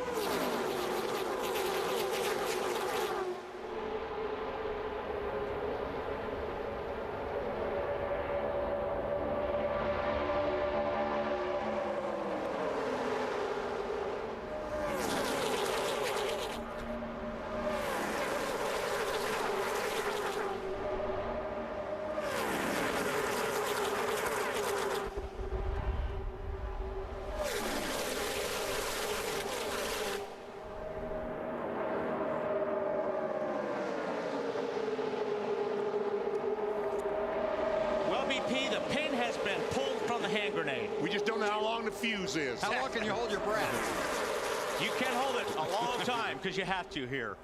You see, Dale Jarrett was able to beat his teammate to come back and lead that first lap. That's huge for David Gilliland, I would think, to be able to follow Dale Jarrett, his teammate. Jarrett in the 88, Gilliland in the 38. Jeff Gordon on the outside with a teammate right behind him. And Jimmy Johnson third in that inside row. Drivers in yellow on the ticker at the top of the screen. The 10 drivers in the chase for the Nextel Cup Championship. Gordon trying to get the lead. 5 bonus points on the line here if Gordon can lead at start finish. There we go. They're splitting them. Dale Jarrett stuck in the centers. And Gilliland that time drove on the inside of his teammate Jarrett, trying to work his way to the front. Now, but there's 24 cars in front. Sorry, BP. Now, it used to be, being in the center got a little bit spooky at this place because it was so bumped. But now it's different. This place is so smooth.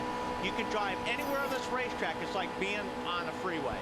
So it's going to be interesting to see if maybe that center line won't be so bad today. Gordon did lead the last lap. Got his 5 bonus points. Dave, what about the 88? You know, we're used to seeing him drop to the back early on in these races. He told me this morning before we talked to him on Countdown to Green that he would stay up in the front of this pack as long as the pack allowed it. If he gets freight trained early, he will make his way to the back as normal. But he said if my car will stay up there, getting some help from Kevin Harvick right now, I'll race at the front. You see that, folks? 198 miles per hour. They're going through the turns at 195 on board with Dale Jarrett. Backstretch as they get in that draft, as they run nose to tail, getting faster and faster. 198, 199. Wow. What's Gilliland saying, Marty? BP, an impressive showing for this young 30-year-old so far. And his plan was exactly like his teammate Dale Jarrett. I'll stay up front as long as I can, but right now he's getting shuffled to the back. He said once he does go to the back, his plan is to stay there for most of the race, try and make a run late in the race though, but stay there and gain some experience. McMurray's going to lead that lap. Check out those 2 Roush cars. McMurray and Biffle, the 26 and 16, go to the front. They've shuffled Jeff Gordon back to about 5th or 6th. This is about a 33-car pack. About 10 drivers have dropped behind the lead pack. And Kyle Busch hung on the bottom of the racetrack in that 5 car, and watch him lose positions because he doesn't have a car to draft with. I'm not sure might not be trying to get to the back there too, BP. Some of these guys you see really falling through the back of the field. I'm not sure if they're just trying to get out of this pack. Yeah, the problem with Gilliland, he backed up into Tony Stewart, who's going the other way.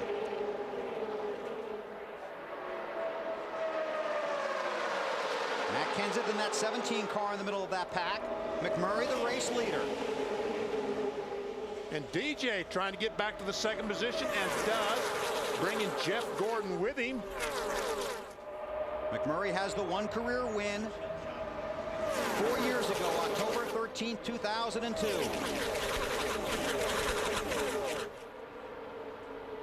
Down the backstretch. And as Benny pointed out, that yellow line is out of bounds. You cannot go down there to pass a driver. Kyle Busch during qualifying yesterday was a little concerned about a tire rub on his left front fender. It may be that he backed up just to ride to make that first pit stop and get that fender knocked out a little bit with a hammer. He was hoping for an early pit stop because it was an impound race. You can't touch the car after qualifying.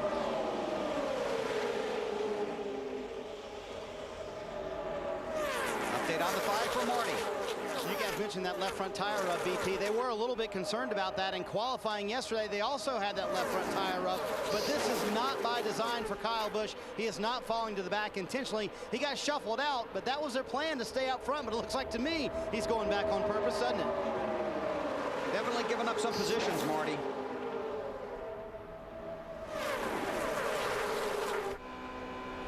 You just see how close these guys run each other. Even though this place is smooth, these cars are still going to move around a lot. When you're in the draft, the air plays a lot of games with your car. 1 minute the car will turn, the next minute it won't turn. Then you go to the next corner and then it turns too good. So you've always got to be on top of that steering wheel. I still thought the onboard cameras would be, would look more bumpy than that, but it must really be just ultra smooth. It's smooth, but you see how the cars are moving left to right? That's all the aero on these cars. The air moves these cars around like you can't believe. I mean, sometimes you'll come off a turn 2, and it feels like somebody's just picking the front of the car up off the racetrack. So you just got to completely stay on top of the steering wheel. And like I said, you are completely focused on what that car is doing every second around this racetrack. Jeff Gordon got some help from teammate Brian Vickers, moves back in front. Update on car 24 from Matt Yoakum. Things changed so quickly here, Bill. Moments ago, he had the 25 of Vickers and the 48 of Jimmy Johnson in tow, and Jeff wanted to know, to keep abreast of the situation around him, not only who was behind him, which was his teammate, but who was behind him, so that way he would know whether maybe some juking around may take place. AB? Brian Vickers in the Hendrick 25 on the outside of Jeff Gordon, trying to take a stab at the race lead. Vickers led the last race here at Talladega in April until the white flag when he was passed by Jimmy Johnson. Vickers has not won an Nextel Cup Series race yet. He and his team feel today they've got a great shot. Tell you what, Alan, that 25 car Vickers looked awfully fast that last time. And that time, he seemed like he had trouble getting there in turn 3 and had to back off the throttle, Wally. I think you're right, BP. You see, he's really backed that high line up right there. And if you just lift off the throttle here and lose momentum, you lose position after position. And with that slightly smaller restrictor plate, it might be a little harder to suck up to the pack or to the car in front of you. Matt, how about that 9 car, Casey Kane? His spotter, his cousin Cole Kane, just told him about a lap and a half ago, BP, it looks like more momentum is on the outside lane versus the middle where he was trying to run, so he dove up to the high side to get in line. Just listen to the engine. Well, we went back off the onboard camera, but we would hear that Casey Kane would never lift off the throttle. Look at Elliott Sadler on the outside, 3 wide, going for the lead. And he had a good point. This is really his only, trial run before the Daytona 500 in a Dodge with a restrictor plate. So he really does have to work hard today to see what that car will do for him. Sadler's got a good run up there. He talked about getting to the front. A lot of these guys want to get to the front. They feel that may be the safest place if the wreck does happen. And a lot of times you'll see as this race goes on, 4, 5, 6 guys will break out from the pack and run single file. That's where you want to be if you can get in that situation.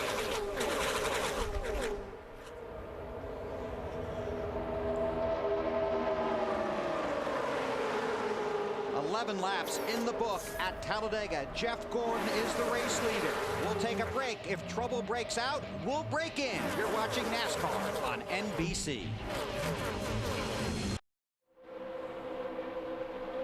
"14 laps complete here at Talladega. Jeff Gordon continues to lead our Chevy drivers to watch. Their best finish here at Talladega. Earnhardt Jr. with the 5 wins. Gordon a 4-time winner. Jimmy Johnson won here in May. Kevin Harvick has finished second here twice. Our Chevy drivers to watch. Well, Tony Stewart drives a Chevrolet, and he's finished second 6 times. Yes, he does. And yes, he has. There's Junior. How about it, Alan? We'll keep an eye on Dale Jr., who really hasn't gone very far in this race, Bill, and maybe there's a reason why. My airbox quit. Working. Blows hot air. I'll be okay, though. All right, in full. Can be in that pack in a lap. Don't worry. They do run it 4 wide shit. It don't make no sense. Now, a couple different things there Junior's talking about. The airbox he's referring to, I believe, is the one that blows cool air inside the driver's helmet. Keeps him fresh throughout the day. We'll see if that becomes a factor for Junior later in the day. As far as not going anywhere, well, they're 3 and 4 wide in front of you. I don't think he really wants to get in the middle of that right now. Well, he's looking like he's getting in the middle of it, AB, and I'll tell you what, just about a lap ago, he was all the way out of the throttle because when those cars are like that in front of you, 3, 4 wide, I mean, there's such a draft in the back of that pack. It doesn't take much to catch the pack. He caught him so fast, he had to completely get out of the gas, and he's still passing cars. So, you know, it's hard to sit back there when you're a racer. The plan is, well, let's go to the back and let's ride it out, and if the wreck happens, then, you know, we'll be safe. And then after about 15 laps, you're going, man, that looks like fun. I want to get up there and get in it. So it's pretty hard to run back there when you're competitive. And so far, Dale Earnhardt Jr. in the 8 car has had the fastest lap of the race. About 32 cars in that lead pack. Goes McMurray down on the bottom, underneath Gordon, trying to take the spot away. But does he have any help? Well, he's got Kenseth back there, but Jeff Gordon has Robbie Gordon in that 7 car pushing hard on the back bumper of that 24. Dave, that 7 car's going somewhere. And he just radioed his crew that he may want to go somewhere to the back of the pack, BP. You can see him losing down the middle right now. He talked about wanting to go to the back. He got up there for a while. He found out his car could lead or could run the lead pack, and now he wants to move his way back. Look at that 7 dropping already, trying to find a safe way to get to the back of the pack. McMurray trying the inside for the lead. Jimmy Johnson in that 48 car would love to lead a lap and get the 5 bonus points, but it doesn't look like it'll be this lap.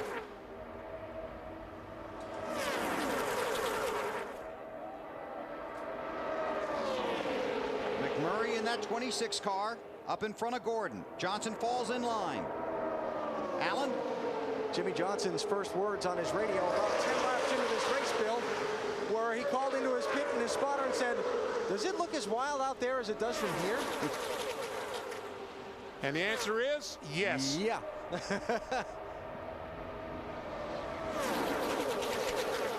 Down the backstretch, McMurray leads. Gordon challenges. Matt. McMurray powered back into the lead, Bill. 3 of his last 5 top 5 finishes have come right on restrictor plate tracks. He's got some friends up there, the 17 of Kenseth, and also had the 16 of Biffle. Right now, he starts to move up half a lane. The only thing he said on the radio, this car has so much speed, you would not believe it. Marty? He has his teammate Matt Kenseth behind him, and Matt would love to check out one thing off his list today. That's leading a lap and getting those 5 bonus points you guys spoke of earlier. Problem is, Matt in the 17 car has lost his teammate, Greg Biffle, who pushed him up to the front. Now he needs a little help from the guy in front of him, Jamie McMurray, but he really wants those 5 bonus points early in this race. McMurray runs well here. 3 top 10s, including 2 fifth-place finishes in the last 3 Talladega races.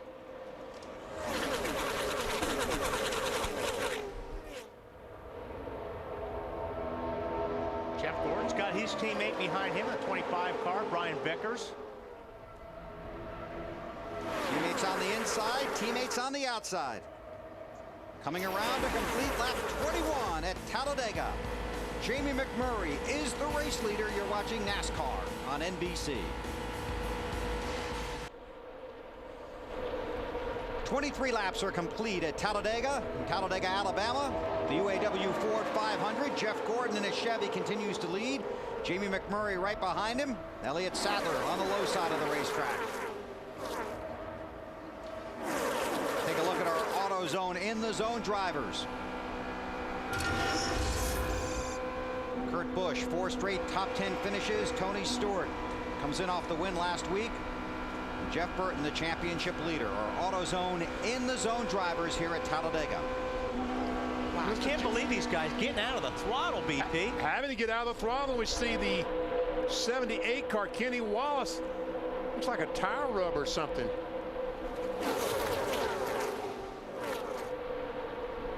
Should I come in?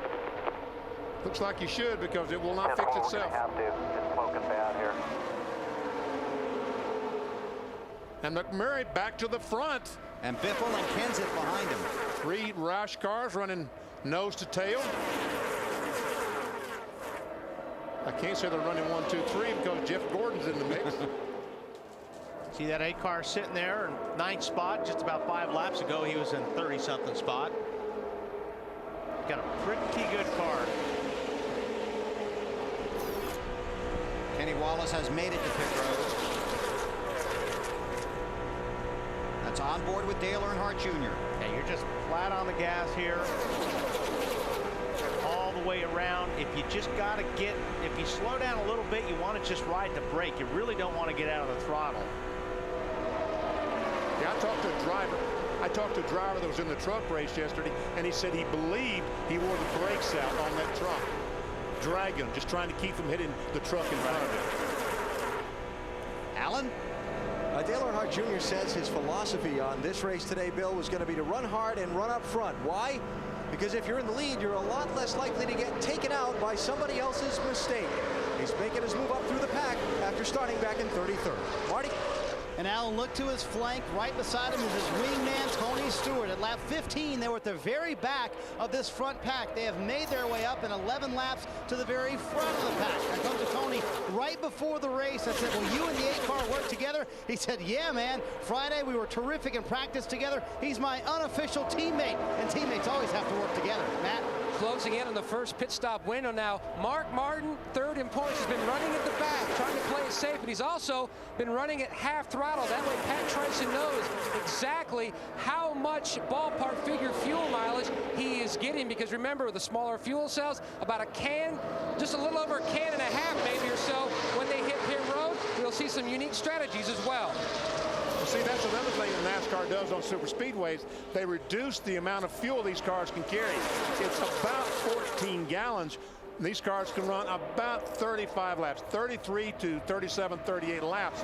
But it doesn't matter. If the whole field pits at 33 and you can go to 38, you better pit with those. You got to pit with those cars. And one thing, another thing that's real important here. If these guys have to make pit stops under green, you can lose the draft if you make one small mistake coming down pit road. That means locking up the tires when you come in if you don't plan on changing them, or I mean, just getting a good start. You've got to get in and out of pit lane fast. Was an oil leak for Kenny Wallace. We're going to try and duck in a break. If they start pitting, we'll cut in. You're watching NASCAR on NBC.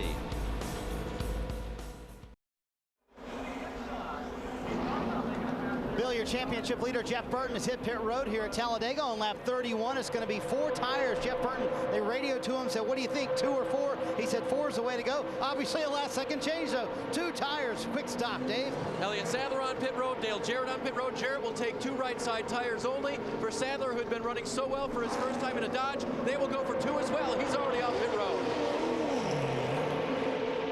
Dale Jarrett also has been made his stop, now heads off of pit road. Joe Nemechek's been on and off of pit road. Michael Waltrip, Reed Sorensen.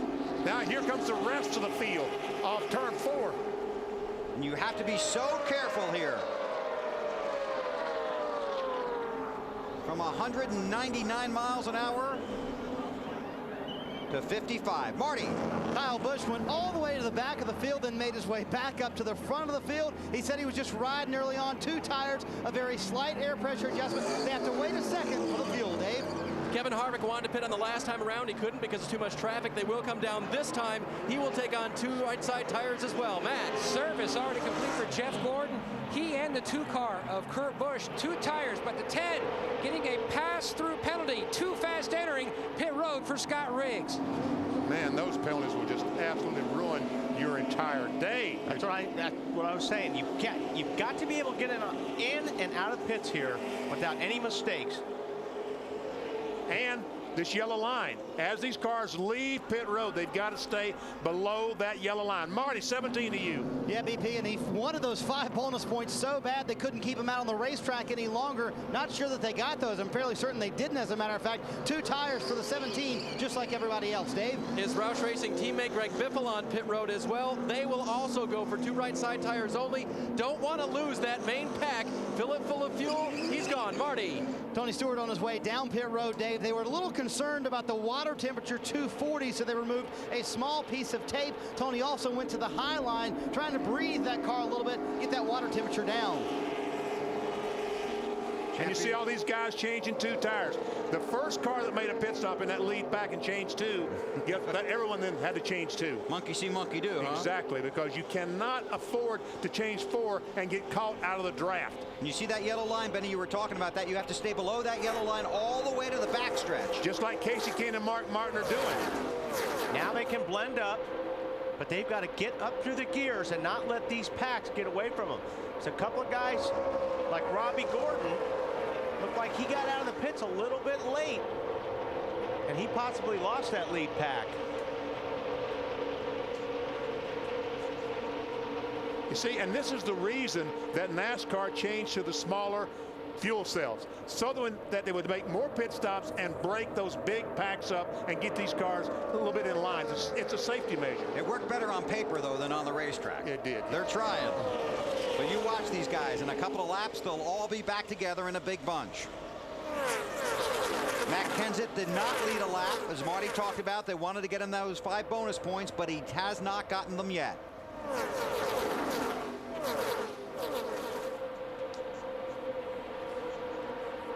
Greg Biffle, the race leader. Crew cam, BP. All right, Todd Foster, Birmingham, Alabama zone. Rear tire changer for Tony Stewart. It's off, 5 lug nuts tight. Go, Tony. Green all the way at Talladega. 38 laps are complete. Kyle Busch is the race leader. His brother Kurt right behind him. Tony Stewart led a lap. Had 6 different race leaders. Dale Earnhardt Jr. in that outside lane, getting some help from Carl Edwards. There's Jr. in the 8, Edwards right behind him. And Junior's going for the lead off of turn 4. Wants the lead and the 5 bonus points that come with it. Listen, can you hear the crowd, folks? What'd you say? I can. Good job, dude.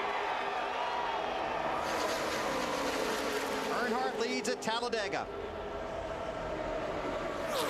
All is right with the world.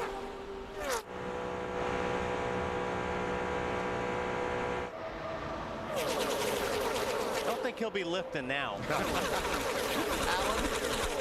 Dale Earnhardt Jr. came into this race 7th in the championship, Bill, 123 points off the lead, saying this was a big weekend for him. Talladega is always a race that shakes up the chase. He thought they could make some serious gains on a championship with a good run today. I'd say 33rd to the lead in the first 40 laps is a good run so far. He wasn't very happy after qualifying, was he? No, not at all. But, you know, we're going to see cars like Junior go to the front, get shuffled to the back, come back to the front again all race long. That's what it's like here. One of the places packed. Side by side with Kyle Busch that time. Computer gave it to Earnhardt.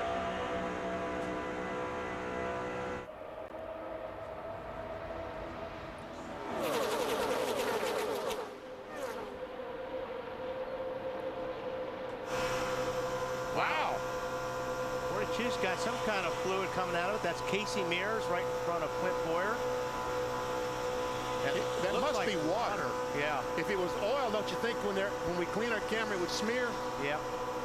So that car may be overheating a little bit, PP. And that's getting all over the windshield too, right? Yes, it is. And that's a lot tougher to clean. Yeah, he doesn't have a machine that he can just hit a button that it wipes across and cleans it off. Jeff Burton, championship leader, 4th in that inside lane. Time now for the singular race talk question. Which driver will win a restrictor plate race first? To vote, text the word race to 191 on your singular wireless phone. You'll have a chance to win a first-class trip to Miami. That's a good question. That's a very good question. Huge pack up front. Earnhardt, Kyle Busch. Kurt Busch is up there. Carl Edwards. Now, you said if you make a mistake on pit road, it can really cost you? It can cost you. Well, take a look at Scott Riggs. Got caught for speeding on pit road. 3 wide for the lead. And there's Riggs. And Riggs is going into turn 1 right as this pack is going to turn 1. So these guys are going to catch and put Riggs a lap down here and less than a couple of laps. And that's what happens. You've got a mistake. You make a mistake on this deal, or even if it's not a mistake, if some bad luck happens here, like Robbie Gordon had a tire roll in front of him, you lose the pack. When you lose the pack, you're about a 1.5 to 2 seconds slower than the rest of the field, Matt. And Wally today is taking another turn for the worse for Scott Riggs. Not only is he trying to battle back from his pit road miscue, something amiss with his seat. Now, these cars are so sealed up for aerodynamic reasons. He says the seat is burning me. It is extremely hot, so not exactly sure if his air conditioning system, which a lot of guys have that pumped into the seat, is working or something amiss there, but he is definitely complaining of an extremely hot seat. Yeah, and you know, on a racetrack like this, you're running almost 200 miles per hour on the straightaways. You're not getting any air inside these race cars. These cars are so sealed up. You run a side window. You try to force some air with some air tubes and things like that to keep the driver cool. But you could light a match on the backstretch on the inside of one of these race cars. That's how still the air is inside these cars. Well, these drivers are sitting right above the exhaust system that goes underneath the car that's about 1,000 degrees. And their rear end is about 4 or 5 inches from that. There you see the pack about to catch Riggs. Update on Jimmy Johnson from Allen. Started the race in third. Bill was challenging for the lead earlier. Now he's back in 34th place. Lost a lot of that ground on his pit stop. Then said this to his team on the radio right after going back onto the racetrack. Even until I tell you, buddy. Pushing the car. I don't know if the clutch was slipping or what, but I have the clutch all the way in. Just trying to keep the yards up for the time to go. Sorry about that.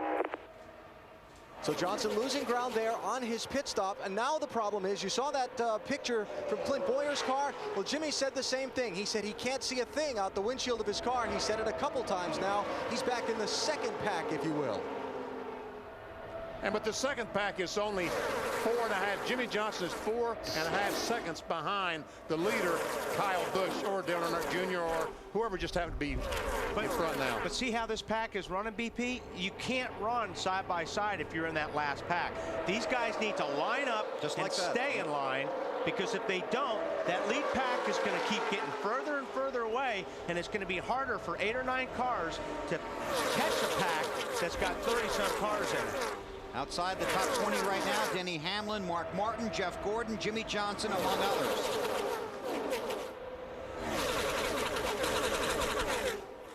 Earnhardt Jr. in that outside lane with Kenseth behind him. And here comes Kyle Busch and Jamie McMurray.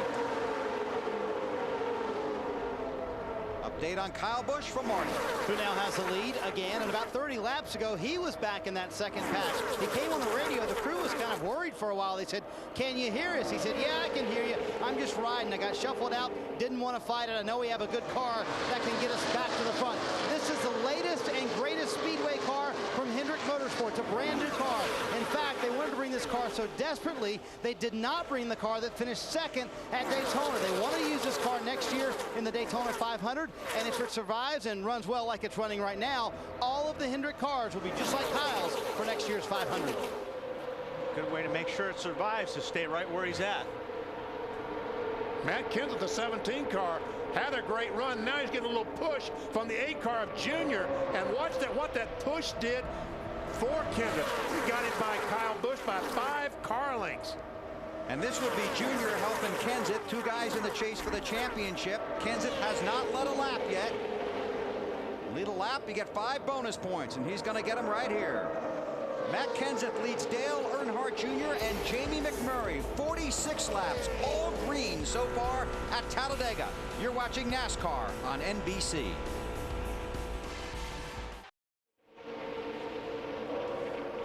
.50 laps are complete, and this is for the lead in the UAW-Ford 500 at Talladega. Matt Kenseth in the 17. Dale Earnhardt Jr. right behind him, then Kurt Busch in the 2. I tell you what, that 8 car is a great pusher, but he's not as good as these other cars when he gets in front, Wally. He's not a good leader, it doesn't appear like. Yeah, I'm not sure yet on that, BP. I don't know if he's playing around or... because it just looks like he's got the strongest car out there right now to me. About to find out. He's going for the lead. I mean, and he didn't even need any help doing it, so... Busch brothers on the inside. Kurt Busch wants to take the lead from Junior. It just looks like when the 8 car hits that wall of air and doesn't have a car to draft with, that he's just not as good as he needs to be. He was concerned yesterday after qualifying a great deal about the gear selection that they chose. So it may be that he's got enough gear to draft, but he doesn't have quite enough once he gets out there by himself. Well, let's see what happens here if he's got somebody to help him. Let's see if Kenseth can stay with him. He's got a good push there. He'll ride up in front of the 2 car of Kurt Busch. Sure looks like he's got a strong car, AB. Yeah, he's got a very strong car, and he came on the radio and said that a little while ago. But I talked to Tony Eury Jr. about that gear selection this morning that his driver wasn't all that happy about. Tony Eury Jr. told me that he didn't think it was going to be that big a concern. He said it was only a couple of points of gear they were talking about. The RPM difference was very minimal. He thought they would be okay in the race today. We'll see if that is how it ends up playing out. I think if he's got somebody behind him, he'll be okay. It just almost looks like a lot of times he'll make a pass on somebody, and then there'll be so much gap, somebody gets a good run on him. Jeff Gordon this time by in the 17th position. Matt. Bill, 8 laps ago, he decided to fall to the back. He couldn't run the preferred line where his car has been the best, and that's in the middle. So he dropped to the back, and this is what he told his crew chief, Steve Letarte, moments ago. Yeah, it's either hang back here or I got to go get in that outside lane and try to make some things happen out there. Well, whatever you think's better, buddy. You know, there's a group of cars behind you, so we got a little safety net. I got no problem right there if you're comfortable. I think it's good. It's just, you know, the guys are blocking that middle lane really good, and certainly from the inside, you get screwed. Depend on that 20, because I think he might be having some fuel issues, but make sure you got some other cars other than the 20 with you. I'm not going. I mean, I'm running half throttle back here. And after running in the back for about 2 laps, he came on the radio and said, "This is boring. I'm going to head back toward the front." That's exactly what he's doing, Bill. Not boring now, Matt. And Marty Snyder was working on that story in the 20 pit, checking on their fuel situation. Marty? And Bill, what it was is when they, you know, here when you drop the jack, a lot of times you're not done with fueling the car. It takes very little time to take right side tires, a little longer to get the 13.5 gallons in the car. But when they dropped the jack, Tony went when they dropped the jack instead of waiting on Greg Zippodelli to say, okay, go. So what happened is they're about half a gallon short on the fuel they should have. They have about 13 gallons in. It should not be a problem enough to pit about a lap earlier than everybody else. Dave? Marty, Elliott Sadler is a gallon short. They'll be in probably sooner than most other cars. The reason is their crew chief saw that there was an opening on pit road for Elliott to exit without hitting other cars, so he pulled him just a tick early before they were done fueling. Safety on pit road over road fuel mileage at this point, guys. And a lot of times, you know, it depends. If you watch pit stops and they change to, you'll see that jack stays up until they get the fuel done. That's usually a driver's key to go, is when the jack drops. 55 laps are complete. Dale Earnhardt Jr. leads. There have been 3 caution-free races at Talladega. We've been caution-free through 55. NASCAR Nextel Cup Racing from Talladega, brought to you by the Principal Financial Group. Will give you an edge by Pizza Hut, home of the new Sicilian lasagna pizza. Go for the good stuff by UPS, proud sponsor of Dale Jarrett's 88 Ford. Go Dale Go, and by Ford. Bold moves. 59 laps are complete. Elliott Sadler trying to take the lead from Dale Earnhardt Jr.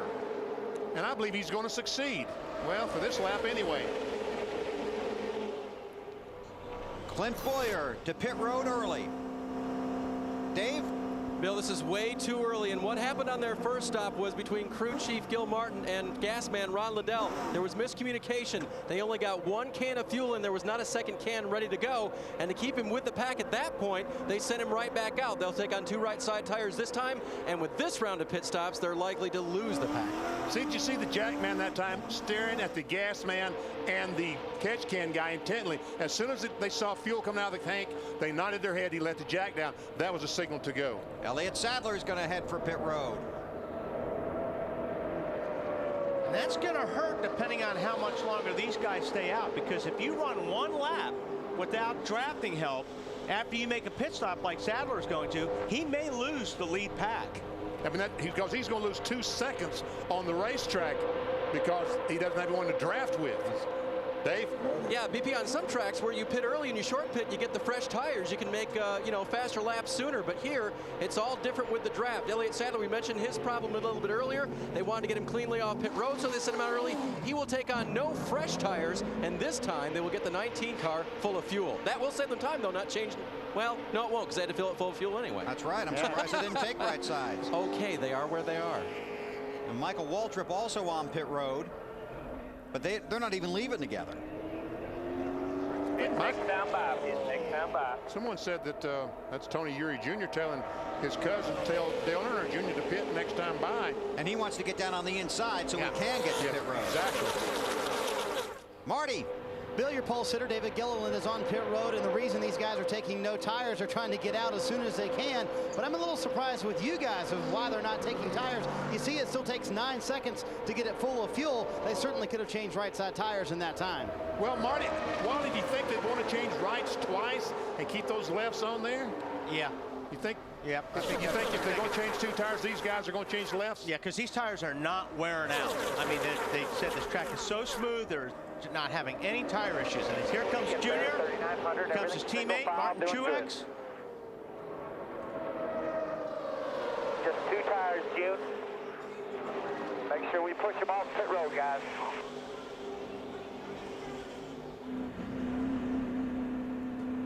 Junior has to come all the way down to the turn 1 side of pit road to Alan Bestwick. Yeah, and you got to make sure you don't get a speeding penalty. We saw what that did to Scott Riggs already. A right side tire change, fill it full of fuel, and you heard the instruction, make sure we push him off pit road. New concrete pit stalls here in Talladega with a lot of grip. They want to make sure they don't tear a rear end gear out trying to leave pit road at the end of a stop. Yeah, and the concrete helps that. The concrete, you can spin your tires. When it used to be asphalt in these pit lanes, there's a lot of broken axles, but the concrete helps you spin those tires and keeps you from breaking an axle sometimes. Earnhardt Jr. also had 2 teammates with him on pit road. The one of Truex and the 15 car. So they'll help Junior get back up to speed. Marty? And now all the Ganassi cars come down pit road. The 3 of those will get will come on pit road. Reed Sorensen with 2 tires and the fuel to get another 35 laps or so out of the car. No changes to the chassis, Matt.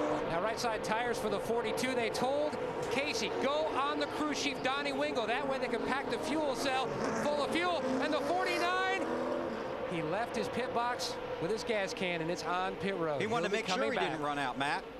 They better hurry and get that because other cars going to be pitting. You've got a host of cars coming next time by, BP. The officials have it in their hands. Good. And here they come.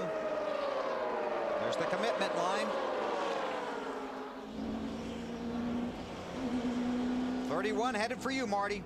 And one thing you're noticing today, not a lot of chassis changes to these cars. The cars are handling so well, nobody really wants anything except tires for Jeff Burton. BP, you called it right. Left side tires for the championship leader. Dave? Left side tires for his teammate Kevin Harvick. They also removed some tape on that first stop to cool it down just a little bit. Temperatures have been better for Harvick.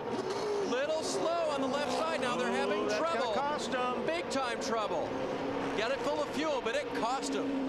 I don't know they got it full of fuel, Dave. I never saw the catch can guy indicate that it was full. And he's got to hurry up and try to get with this pack because he lost about 5 seconds right there. Here comes the next group. Jeff Gordon leads them onto pit road. Stewart's in there, Kyle Busch, Casey Kane. Kyle Busch is first, Marty. And he's been working a lot with his brother Kurt Busch out on the racetrack. It'll be left side tires for the 5 team and fuel to go about 35 more laps, Matt. You're seeing the drivers ease into their pit boxes. That way they don't flat spot the side of tires as Jeff Gordon leads, but they didn't get the tear off all the way off the windshield. Left side tires for the 24. Marty? Denny Hamlin, second place driver in points, is going to come in. Right side tires and fuel on that 11 car. You see their signal is the crew chief to tell Denny on the radio it's time to go. And unless that blows off the 24 windshield, that is going to be aggravating for Jeff Gordon. Yeah, can you imagine sitting out there with that thing flapping in the breeze? And what happens is when you pull it halfway off, it could fold over and stick back on the windshield, and you may not be able to see out of half that windshield. Teammates Brian Vickers and Jimmy Johnson. They can't go to meetings together, but they can pit together. Alan? Brian Vickers and Jimmy Johnson pitting together. Vickers, look for his crew to pull some tape off the nose of that car. His water temperature had gone to 280 degrees earlier when he was in the heavy traffic. So a 4-tire change here for Brian Vickers. Jimmy Johnson, you see pulling the tear off the windshield. His car, his windshield, his view had gotten obscured by the leaking car that we showed you earlier. A 4-tire change here for Jimmy Johnson. Wow. Oh, and he stalls a car. He stalls a car. Yeah, he was moving in time to catch the 25 car and stay with him. But after he stalled the engine, I'm not sure that Johnson can catch the 25. And the 25 can't wait for him. He's got to go or he's going to lose this pack. Matt Kenseth is the race leader in the 17 car. There he is in the middle of that pack. Right now, scoring has 22 cars on the lead lap.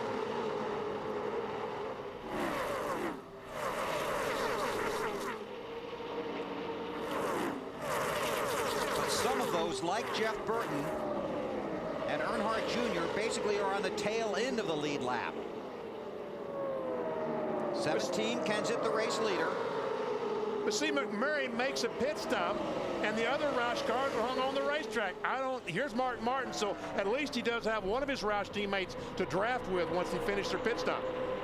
Matt. And the 26, McMurray's in. They're going to make the rotation of left side tires on this stop. Now watch the gas man and the catch cam man signifying it is full. You can see the catch cam man bobbing his head, so that way he can tell the crew chief they're good to go. Marty?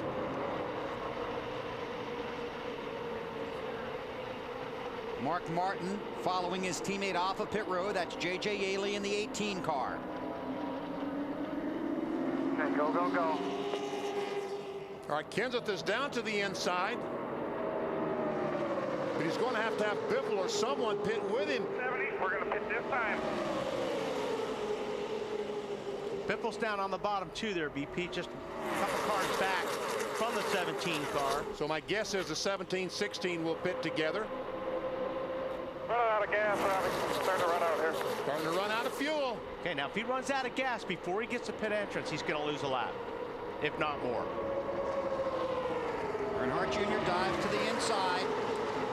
And if the car stalls as he's coming down the pit lane, these cars are terrible to try to restart when you're running out of gas. And he won't know his pit road speed. And he won't know his pit road speed. Oh, here he comes, guys. Right side to the call. 3 Roush cars. Let me talk. I know where you're at. I'm out of gas here. I'm out of gas. Get some gas in it quick. Marty. And they're lucky, Bill, they're on this end of pit road because Matt is barely able to keep the car running. You can hear him working with the throttle, trying to keep the car running. As long as it was running, when he hit pit road, they were going to take 2 tires. They kept it running, and now they go pit road. Dave? Greg Biffle's car was still under power. They will take on right side tires. And please get that car full of fuel. Seems to be a recurring theme. Looks like they will. Alan. Left side tires this time for Carl Edwards. Told to wait on the crew chief, Wally Brown, to call that the fuel was full. There he goes. And the 3 teammates come off of pit road together.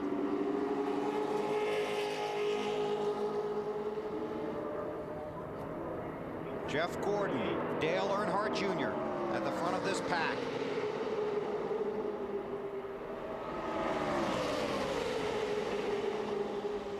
Okay, now, the 48 stalled. Had somebody to lead the pits with. He had Vickers. He stalled the car when he left pit lane. He lost Vickers, and he now runs in 36th spot, and he's all by himself. And every single lap, he's fallen further and further behind that pack. He ran a 50.1 the last lap, and these guys are running 49s. You know, this is something I've been concerned about. Toward the left rear quarter panel up. Be ready, guys. Is a left rear tire. I'm not sure that... Caution is out. Go ahead, BP. I'm not sure if the tire came apart. I heard him say something about debris. Maybe he ran over something. But in the truck race yesterday and in the ARCA race Friday night, some left rear tires blew. Well, that's a big break. Whatever happened, that's a big break for Jimmy Johnson and guys like that lost his pack because of mistakes on pit lane. Though you see the debris on the track. Caution is out for the first time here at Talladega.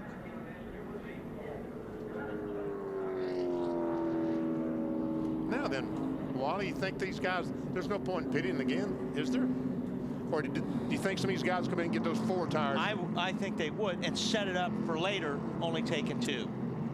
If they change left sides now, they probably would not change left sides the rest of the day. Right. So the 3 Roush teammates that pitted together lead. Biffle, Edwards, and Kenseth. Then it's Gordon, McMurray, Elliott, Sadler in 6th. Earnhardt Jr. is 7th. Mark Martin is 8th. Then Truex Jr. and Robbie Gordon the top 10. Kyle Busch runs in the 11th spot. Another chaser, Casey Kane, is back in 16th. Jeff Burton, the championship leader, in 18th. Denny Hamlin is 23rd. Kevin Harvick is 25th. Jimmy Johnson, 35th. But as Wally pointed out, a huge break with this caution because he was all by himself. Watch the 22 car on the left-hand side of your screen there. We see that left rear start coming apart and the damage that it does to the quarter panel. Is he up on the inner liner there? Yeah, if it wasn't for the inner liner, he would have wrecked. Sure looks like Biffle's going to stay out there, and Carl Edwards. I think if Kenseth came in, everybody else would follow him. Pit road is open. Here they come. So, Marty, back to you. You must be wired directly to Matt Kenseth's radio, because as soon as you said that, Wally, he came to pit road. It's going to be fuel only, no tires, Matt. Jeff Gordon eases into his box. Caleb Hurd engages the fuel can just to top it off. Dave. Matt, big break for Kevin Harvick. Go ahead, Wally. Go ahead, Dave. Well, the 29 car did not get it full of fuel last time in a big way. So we're going to take 4 this time, then get it full. Alan. Left side tires for Dale Earnhardt Jr. It had been 9 laps since he pitted with the small fuel cells they're using. Got to come in and take fuel, where Carl Edwards, who stayed on the track, had just been in. All kinds of stuff happening there. It's pretty exciting, too. As Casey Mears got your attention. Yeah, 42 car sliding. Slide in there almost into Jeff Gordon. And Jimmy Johnson on the 1 car, Mark Truex Jr., pretty close to making contact on pit road. As Truex was leaving, Johnson just getting there. Sure, if Robbie Gordon missed his pit because of getting crossed up with Michael Waltrip. And that was another disadvantage from him having the problem earlier, because when he was trying to pull into his pit stall, other guys were already leaving. Under caution for the first time here at the Talladega Superspeedway in the UAW-Ford 500. You're watching NASCAR on NBC. Here's today's Wrangler 5-star finish. Guess what? Dale Earnhardt Jr., Talladega, October 21st, 2001. Made the last lap pass, and then Bobby Labonte got caught up in the big one. The win was the first of 4 consecutive victories for Jr. and also started a string of 7 straight top 2 finishes at Talladega. Dale Earnhardt Jr. wins at Talladega, our Wrangler 5-star finish. First 4 cars, Biffle, Edwards, Sterling Marlin, did not pit. First 3 cars didn't pit. Here's some of the pit road fun. Yeah, this is what I was oohing about, Dave. Casey Mears came smoking by his pit. There's Robbie Gordon in the 7 car trying to get to his pit, but the 55 was in his way. And these guys are all real lucky it happened under yellow, or they would have been in big trouble. As we get ready for the restart here at Talladega, Coke invites you to drink it down and start it up. Biffle, Edwards, Sterling Marlin did not pit. Then it's Kenseth, Gordon, Kyle Busch, Jamie McMurray. 37 cars on the lead lap. J.J. Yaley was the lucky dog. Wow, that was a pretty strung out restart. Look at some of those guys way in the back there. You may wind up with 2 separate packs here. Yeah, if that first group of 6 could go. Yeah. Get in line and go. And that's what you want to do. I talked about that earlier. When you're driving at this place, what you'd like to do is be in that lead pack. Sometimes it's 5, 6 cars, sometimes it's 10 cars. And they'll normally get in single file and just ride, because they know that's the safest thing to do for a while. Just log some laps, run single file, let those guys get 3 and 4 abreast behind you. Briggs in that 10 car on the outside of Gordon, the first car lap down. Evidently, the 10 car has some problems, because he's a pretty fast race car, and I thought he might be able to keep in this lead draft and try to be the lucky dog in case we get another caution flag. But well, so much for the single file and get away from the pack.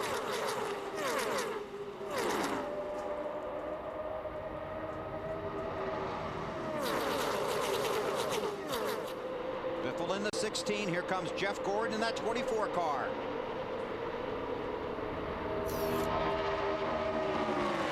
Carl Edwards, a teammate of Biffle, goes with Gordon.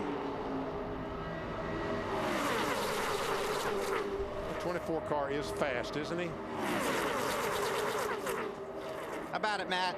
Well, Bill, we've seen a couple of instances so far where mistakes on pit road can really turn your day upside down, and it almost happened for Jeff Gordon. Steve Letarte told him as he was on his way down pit road, said, we're only going to go fuel, only going to be very careful on your exit so we don't make contact with somebody, and he almost did with the 42 of Mears, which then messed up his day because instead of fuel only, they had to go ahead and take 4 tires. Yeah, because he flat spotted those tires. He was hard on the brakes, had the tires locked up, flat spotted them, so then they were forced to change tires. Restarted about 29th, Casey Mears did.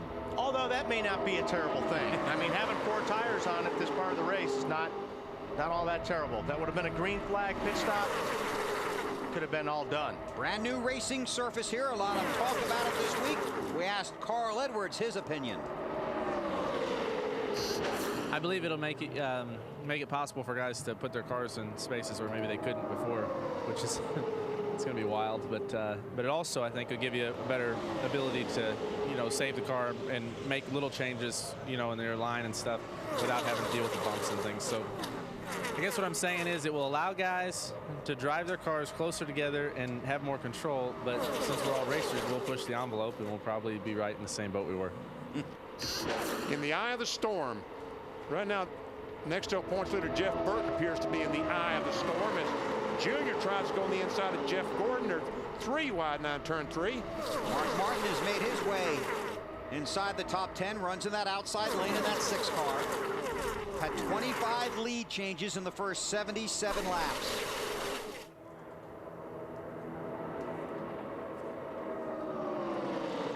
Most ever lead changes, 75. It was in May of 1984.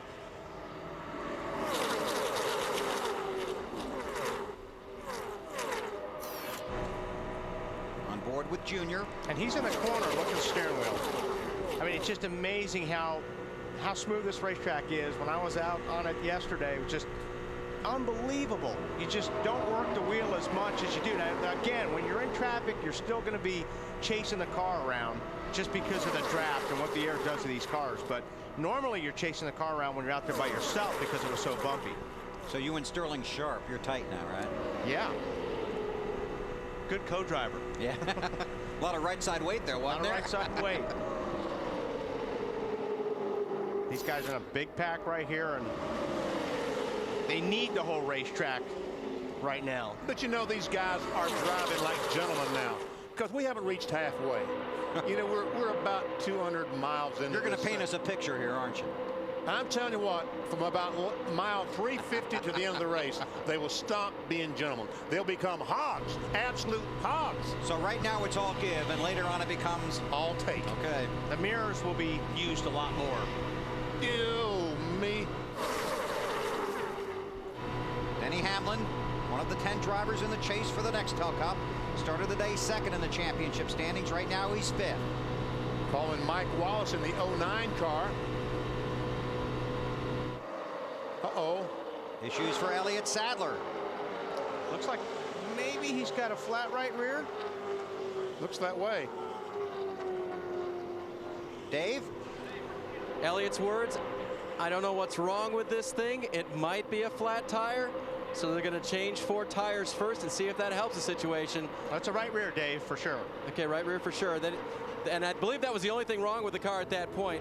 And they will go ahead and take care of it. Elliott showing a little damage on the left side, a tire mark. But this is going to damage his day even more. Yeah, because he's going to be hung on the out on the racetrack by himself, no drafting help. He'll be 2 seconds a lap slower than Jeff Gordon, the leader, and be lapped before you know it. Well, actually, he's already lapped, and there's already 3 guys, at least 1 lap down, so he's not even going to be in a group to be the lucky dog. Gordon and Earnhardt Jr. leading the pack at Talladega. Whoa. Boy, wild ride. 82 laps are complete. You're watching NASCAR on NBC.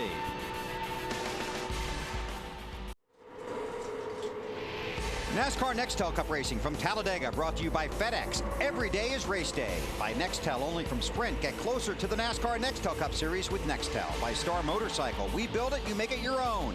And by Napa, Napa Auto Parts. Napa, get the good stuff. Still under green here at Talladega. 85 laps are complete. Jeff Gordon is the race leader.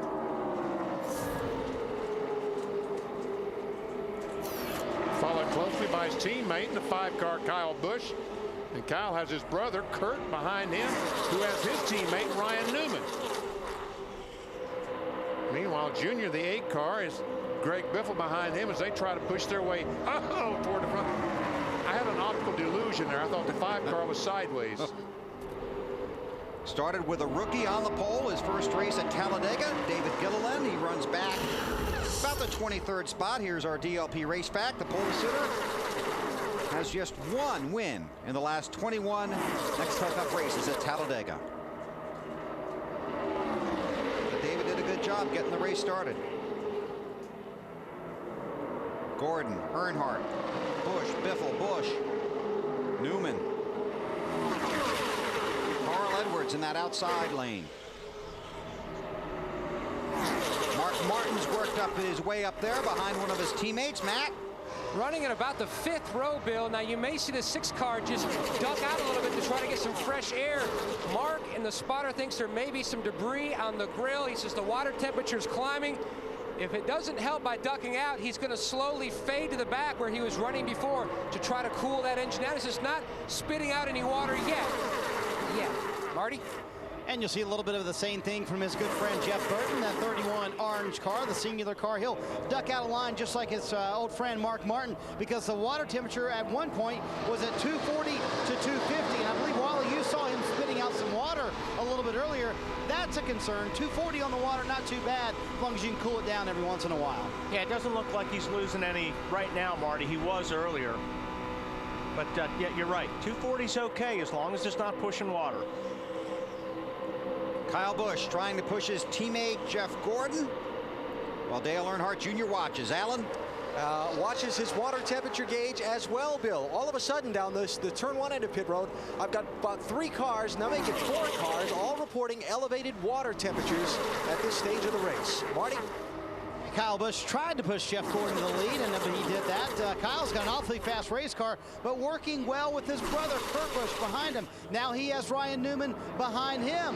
But Kyle's saying the low line just not going like that high line is, Matt. And Jeff Gordon just said to his team on the radio, you need to tell Kyle he needs to duck in with me, because the 8 is probably the best car out there. If he wants to run with the best car, he needs to get with us. AB? And Matt, I'll take it on the 16 car. Greg Biffle stayed out last time, did not come to pit road. Check with Doug Richard just to make sure everything was okay. They had just pitted under green, which was within one of their pit windows that they wanted to keep for the day, and there was no need to come in again. As you guys have already mentioned, tire wear very good, so the 16 very comfortable staying out on this last car. But that could bite him on fuel mileage. By just a lap, I don't know, Bill. Yeah, we'll see how it plays out. You're right. You want to stay in your window, but you want to try and get every advantage you can. Just, yeah, you can't come in and go out by yourself. Right. See, the one advantage that Biffle and the other Roush cars have, with that Yates Roush engine, they were able to run 37 laps before they stopped. The Chevrolets and Dodges, they stopped at about 33, 34. Kyle Busch led the last lap. Jeff Gordon has led the most, 26 so far. Gordon has led the most laps 5 times here at Talladega. 2 Hendrick cars out front.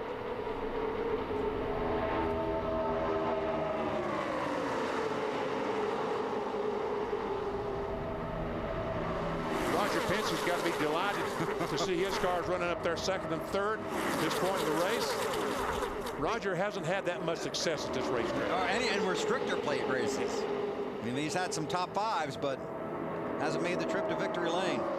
Now, who do you go with, your teammate or your brother? Who do you stay with? That's a tough situation. Update on Carl Edwards from Allen. Yeah, Bill, when you watch Carl Edwards in these shots running that high lane, sometimes you're going to see him pop out of line higher than the cars he's around. He's trying to get some air into the radiator on that car. His water temperature at 250 degrees now, so when he gets into the corners and sometimes in the tri-oval, you'll see him move a little bit wider than Greg Biffle, his teammate that he's following.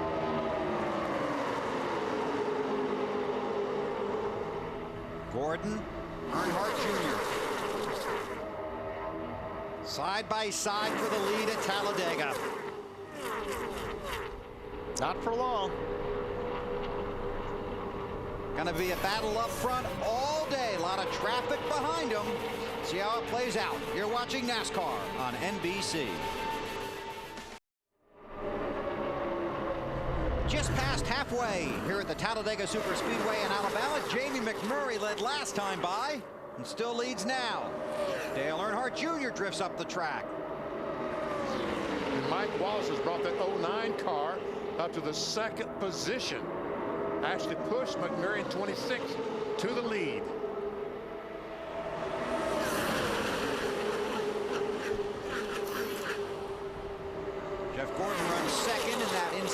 that middle lane.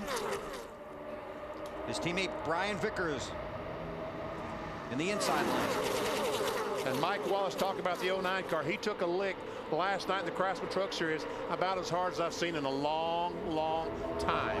Marty? Yeah, VP, I talked to Mike about that this morning, and he said he's driving with a little bit of anger today. He said, you know, I was running third in that race, last lap, thought I had a top 5 going, and all of a sudden I got wrecked from the middle of nowhere. He said, I'm a little angry about what happened yesterday, so today I'm driving a little bit mad. You might see me up front quite a bit. Well, he's going to get shuffled now.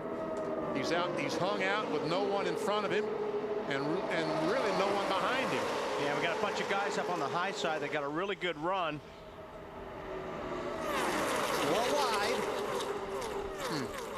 Man, there's a storm of brewing there. Yeah, they got a little mixed up there. Trying to sort it all out. McMurray continues to lead. Allen?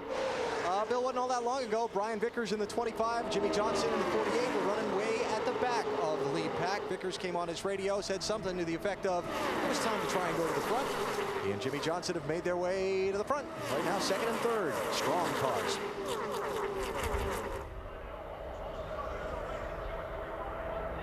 Let's see. Kenseth is in there. Burton, Earnhardt Jr., Gordon. Kyle Busch is in that mix.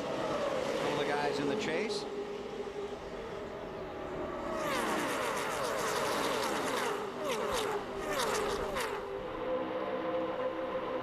Top 6 or 7 trying to break away. Kurt Busch trying to hold on to the front of that pack. I thought there was going to be contact between the 8 and 17. I wouldn't be surprised if they leaned on each other, BP. That was pretty close.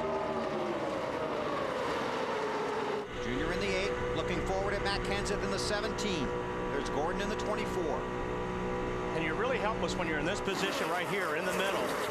I mean, you've got nowhere to go. You've got guys in front of you, behind you, to the right, to the left. So you just got to hope that maybe your line goes and you start punching the guy in front of you and help that line go. Does he have to be punching the guy in front of him too? Yes. Like up here. McMurray continues to lead, just past halfway at Talladega. Field coming around to complete lap 103 here at Talladega. Jamie McMurray continues to lead on board with Jeff Burton, looking back at Jeff Gordon. Pay off our singular race talk question right here. Which driver will win a restrictor plate race first? Kevin Harvick. That's interesting. I was interested to see how the fans would vote on that, because I thought it'd be pretty even. Harvick, the big winner.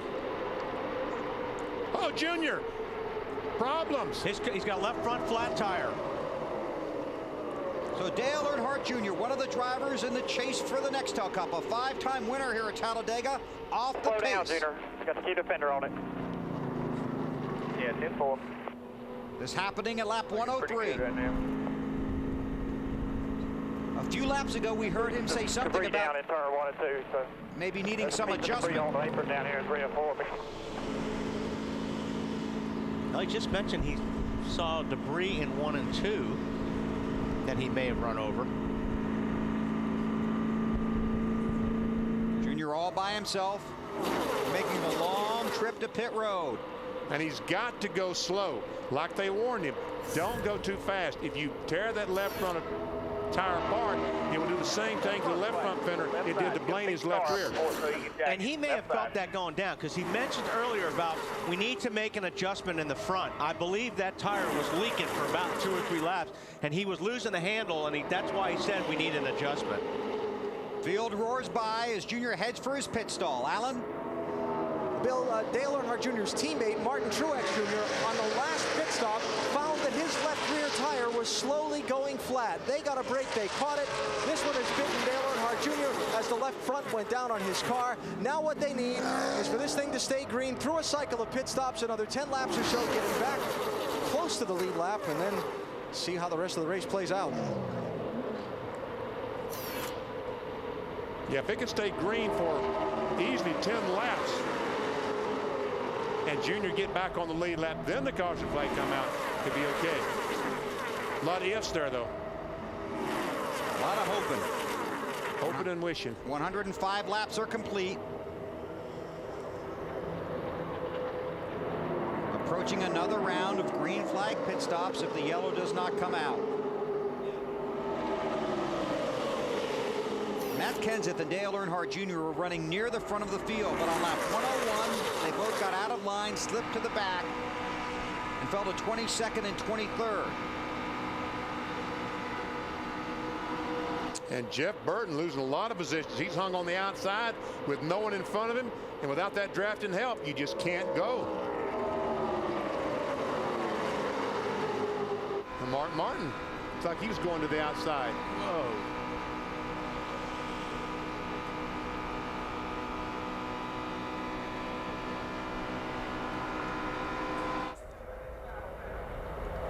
Report from pit road, the race leaders coming in about 2 laps.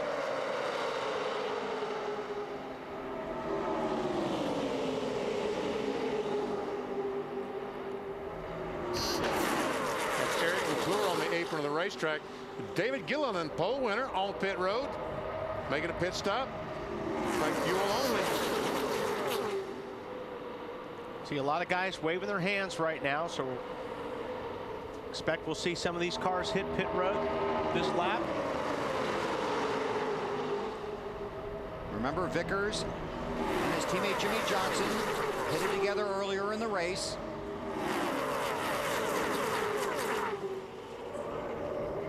Have to be so careful here. The leaders stay out, but guys a little deeper in the field coming to pit road, including Jeff Gordon. That's Casey Mears, David Stremme.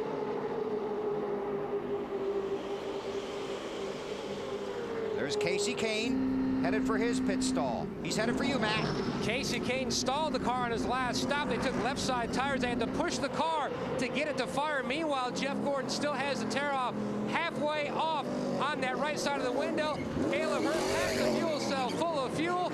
Gordon said the outside lane was working. Then all of a sudden, it just quit, and he got shuffled back. Scott Riggs. Robbie Gordon. Now this next lap we'll see a lot more of the leaders making a pit stop. Yeah, there's several of them, including Vickers, Johnson, Hamlin. Vickers giving up the race lead. There's Kevin Harvick in the 29 car. Harvick's headed for you, Dave. And he's been just hanging out there, not really pushing it too much at this point. Temperature's back to normal for Kevin. They're going to take on right side tires and fuel, Matt. Small wedge adjustment, left side tires for Busch. He was just trying to not get caught up in somebody else's mess. He said it was getting a little crazy out there. AB? Just right side tires for Brian Vickers, who pitted from the race lead. His teammate Jimmy Johnson will get rights only as well, as did Denny Hamlin. These cars have to stay below that yellow line till they get to the backstretch. Here comes another group. Oh, look at Ryan Newman. Smoked that right front. The tires real bad. Yep, so they're going to have to change those tires now. Marty? Kyle Busch coming to pit road, ran up front for most of the day. They're going to get a tear off on the windshield. Matt Kenseth behind him. It'll be left side tires for the 17, right side tires for Kyle Busch. Just in front of him, they leave pit road about the same time, Dave. Greg Biffle will take on left side tires. They'll also make a wedge adjustment for Greg's car, try to get that handling just a little bit better. Waiting on the fuel, waiting. He's gone. Marty. Jeff Burton leaving pit road, guys, and they wanted right side tires this time for Burton. They were a little concerned about the water temperature. A bigger concern for Jeff Burton when he gets hit in the draft, bump drafted if you will. He's hitting the rev limiter hard. He switched to box 2, which has a higher rev limiter, which will allow him to run more RPMs. Mark Martin headed for pit road. Matt has Mark's pit today. Bill, they are counting him down, looking for debris on the grill. There is nothing. Mark, one of the drivers complaining about the water temperature, had climbed. Mark went to victory lane yesterday in the Craftsman Truck Series, so now he's won here in IROC, ARCA, Trucks, Busch, and Nextel Cup on 2 separate occasions. They slipped the jack. Whoa. Oh. The car was rolling when the jack was still underneath it, and it actually rolled the jack over, did a little damage right there to that right side skirt. Mark did stay out and lead a lap, so he got the 5 bonus points. Here's what Wally was watching. Throws the jack under. See, it's already rolling, BP. The car rolled a little bit there. The jack's already twisted. And now it's rolling, and now it finally finishes it off. I think that Mark just took his foot off the brake to get ready to accelerate and let the clutch out, and the car just rolled a little bit on him. Here come a few of his friends. Yeah, about 25 of them. Vickers leads the pack. See Jimmy Johnson in there, Denny Hamlin, Jeff Gordon. Chasers running up near the front. Brian Vickers hunting his first career Nextel Cup win under green at Talladega. 115 laps complete at Talladega. Dale Earnhardt Jr. is in front of this pack, but he is not the race leader. He's 36th and about to get lapped. Had to make an unscheduled pit stop. Now, if he can stay there, obviously he would get the lucky dog if the yellow were to come out. So he needs to really stay up with this lead pack if possible. And Earnhardt Jr. knew that pack was coming. He was talking to his crew about it. Peter's at the start finish line now. Hey, I'll see if I can't run a little harder. At 10-4, I just kind of let you know how far ahead we are of them right now. Maybe we can get a break. I don't know. I know. I just make it joke. Got plenty of time to think right here. You know, riding around the racetrack by yourself at 51 flat, you got plenty of time to think. You really do. It's the most boring thing in the world. People, even though you're running 190 miles per hour, it's so easy to do at a place like this when you're by yourself. But now when you're in this pack, it's a whole different story. And it also shows how Earnhardt Jr. and his team, how they've matured, because he's making, trying to make light of a bad situation, and that's good leadership from the driver, trying to keep his guys loose.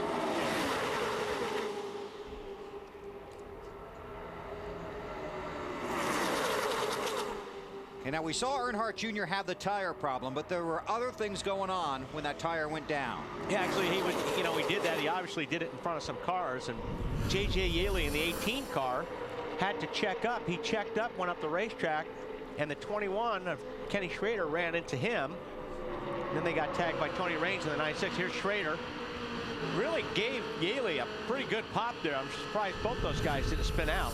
It really is amazing that we didn't have a crash, because we can see the damage to that 21 car. Yeah, and poor Schrader, I mean, he's running 3 seconds, 4 seconds slower than the pack with that damage. So it's just going to be a long day for him, Matt, for the rest of the day. And Jeff Gordon just commented how the 8 of Junior just pulled away from the whole pack with the 25 of Vickers. The one comment that he did make, he said to his spotter. All the way around the track, just both straps that was legal all in the corners. He did say to his spotter, tell the 48, meaning his teammate Jimmy Johnson, if I can help him, I will. I just can't run in the outside lane. It just bogs me down. If I leave the middle, I'm in trouble. Can't bump trap through the turns, can you, BP? Yeah, NASCAR they have no bump zones.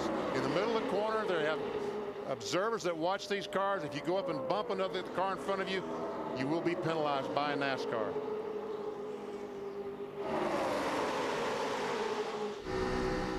This is what it looks like when you run in the middle of the pack at a buck 97, buck 98. And you watch these cars moving around. They're not driving them around. That's what the air is doing to these cars. So these cars float a lot in the corners. That's all just the air swirling around off these other cars, and it affects your car. You're constantly correcting the steering wheel. It doesn't get much closer racing than Talladega. I think the surface is a hit. It is, and if you can run this way and everybody respects each other, like BP said, it's going to get a little bit different later in the race, but it's a lot of fun to do this when you're running with guys that you trust and everybody is given and taken. But later on, BP, you're right, it'll be all take. Brian Vickers out in front of this pack, leaving Hendrick Motorsports at the end of this season, wants to get his owner and his team to victory lane. Can he get his first win at Talladega? We'll know in about 68 laps. 124 laps now complete at the Talladega Superspeedway in Alabama. Jeff Gordon is the race leader. And there's a pack of about 30 cars right around him. Matt Kenseth, Dale Earnhardt Jr. Jr. is not on the lead lap. Jr. is 1 lap down. And right now he'd be racing Dale Jarrett for the lucky dog, and Jr. would have it. Jr. made an unscheduled stop for a flat left side tire.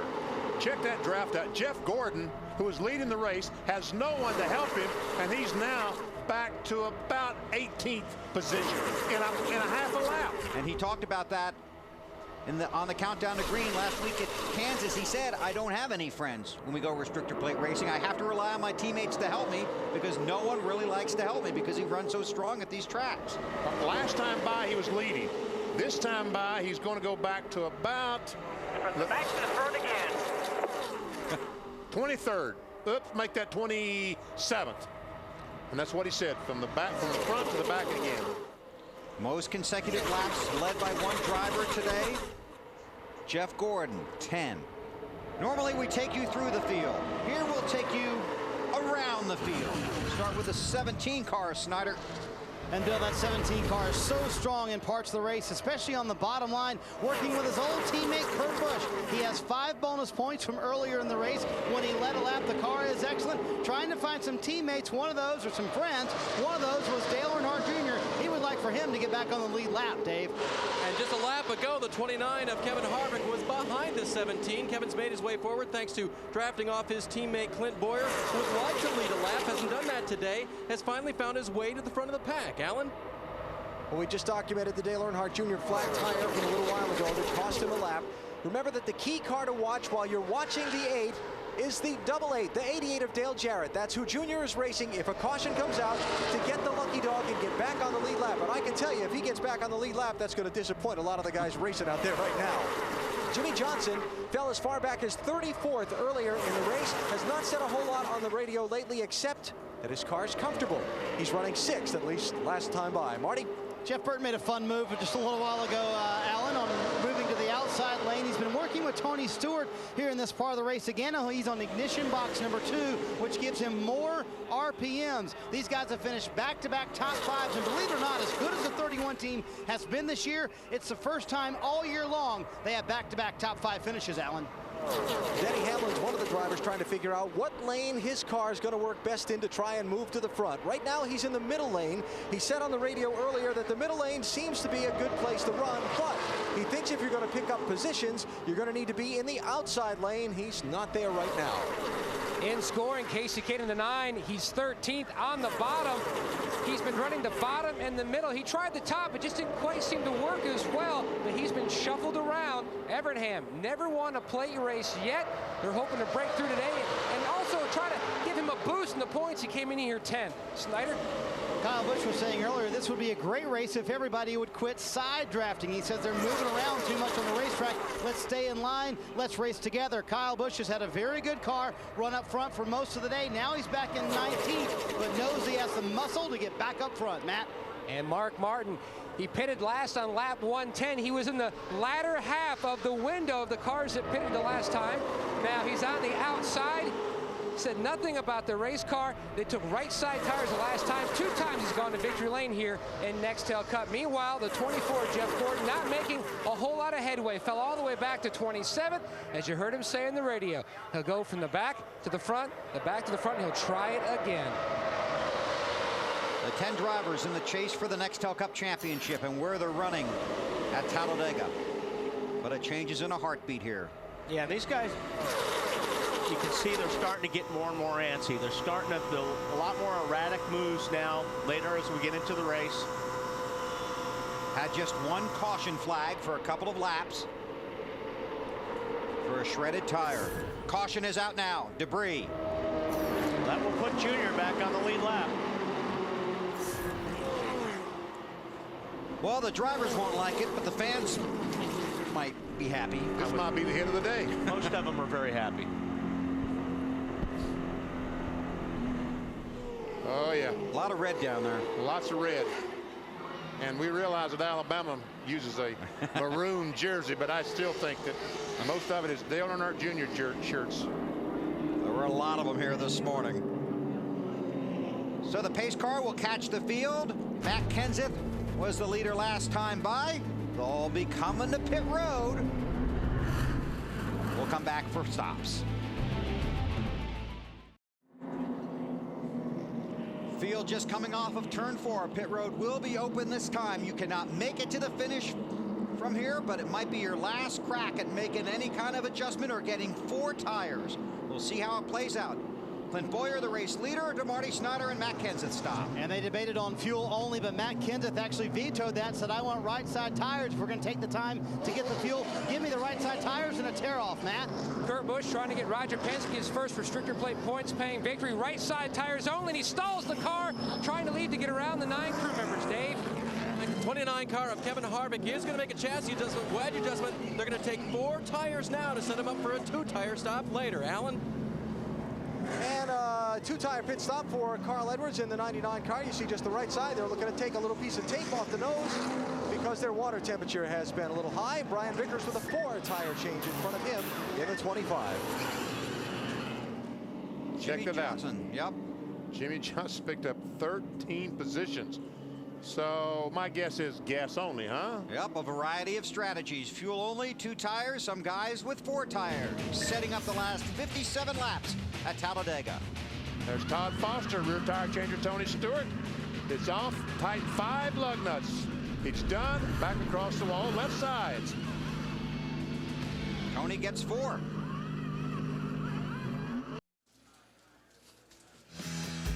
Ford is looking for the ultimate racing fan. To have the ultimate fan experience at Homestead Miami Speedway, log on to racefordthedream.com for your chance to win an experience that includes tickets to all 3 NASCAR championship races in November, being an honorary starter for the Ford 300 Busch Race, and a pace car ride. Racetothedream.com.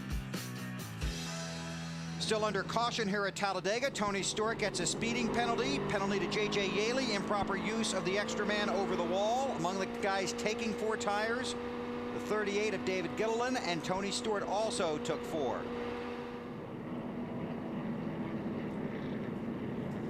So under caution here at Talladega. We'll be back.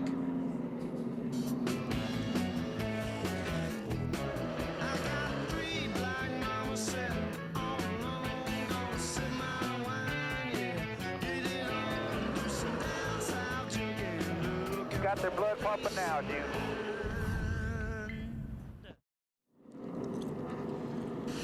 .133 laps complete at Talladega. Been a fun day. A lot of excitement in the pre-race ceremonies. The crews, 43 of them up and down pit road. Getting ready for the green flag. Then on lap 40, Dale Earnhardt Jr. You could hear the fans roar from Tuscaloosa. He made his way to the front. Kevin Harvick making his stop on pit road. Waiting on fuel, waiting on fuel. Jimmy Johnson trying to get into his pit stall. After he'd lost ground on a previous pit stop, Dale Earnhardt Jr. cutting down a left front. Trying to make sure he stays out of traffic. Got that back to pit road. Just got the lucky dog back on the lead lap in the 31st position. Championship contender Mark Martin. Right side tires, and I like that Mark Martin pulls close to the wall so the guys don't have to run, take an extra step. Good move, might save a 1/10 of a second. But then rolled off the jack, and the jack man had to yank that thing out of there. And then that cost 2/10 of a second, so he lost. Our DLP race recap. Among the teams that got 4 tires, Harvick, Gilliland, Stewart, Jeff Gordon, Casey Kane, Jimmy Johnson, Brian Vickers. Green flag, green flag. I think that's a good move. If this thing stays green, then those guys only have to come in, get a splash of gas, and go. And they're going to be on better tires than everybody else, BP. I agree with you. I think 4 tires was the right call.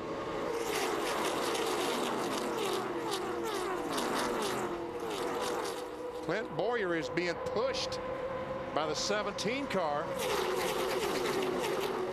Matt Kenseth, as they try to get away from the field. For a second, they had Bobby Labonte, a lap car in the 43, between themselves in 3rd place, but that vanished quickly. Denny Hamlin also took 4 tires. Want to point out that our race off of pit road that we showed you earlier after these pit stops was incorrect. Jimmy Johnson did not pick up 13 positions. There was a computer scoring error. He took 4 tires on his stop. Well, doggone, I was impressed. Boy, Boyer losing a lot of ground in one lap. There he is right there. He was in first and comes around that lap in 10th spot. See Kyle Busch in the 5 car swinging up high around the 12 with Ryan Newman.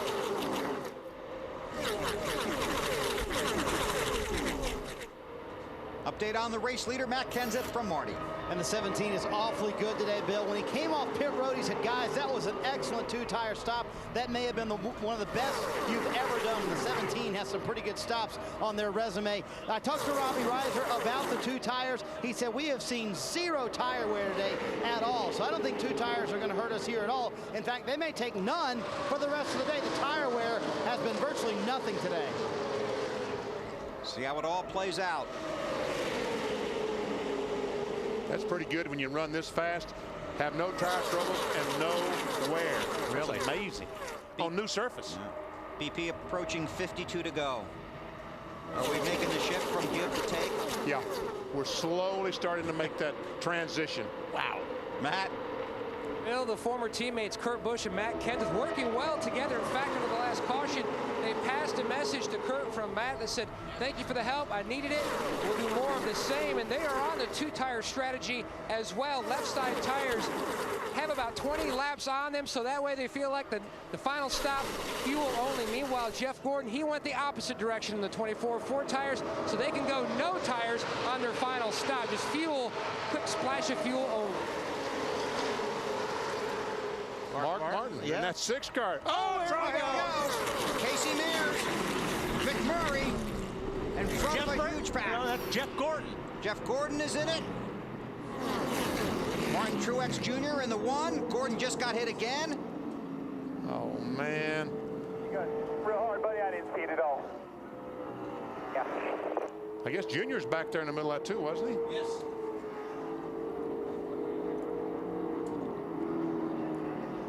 Denny Hamlin, the 11 car. Yep. See Clint Boyer, 07, trying to drive away. Well, we keep talking about the big one. This was it. Looks like there's Boyer. Oh, that started way up high. Who was that at way up high? Is that Carl in 99? Looks like it. Have to get another look. That started from way up on the outside of the wall. Like Harvick. Was Harvick right in front of that?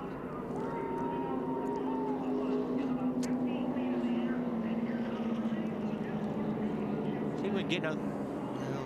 It's going to be tough to see from that shot, too.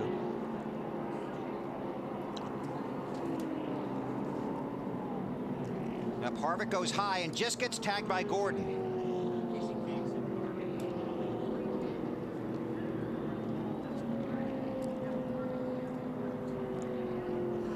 Some of these cars have already made it back to pit road. It looks like it's Carl Edwards. Now, I don't know if Carl got tagged, but he got loose, like he got hit.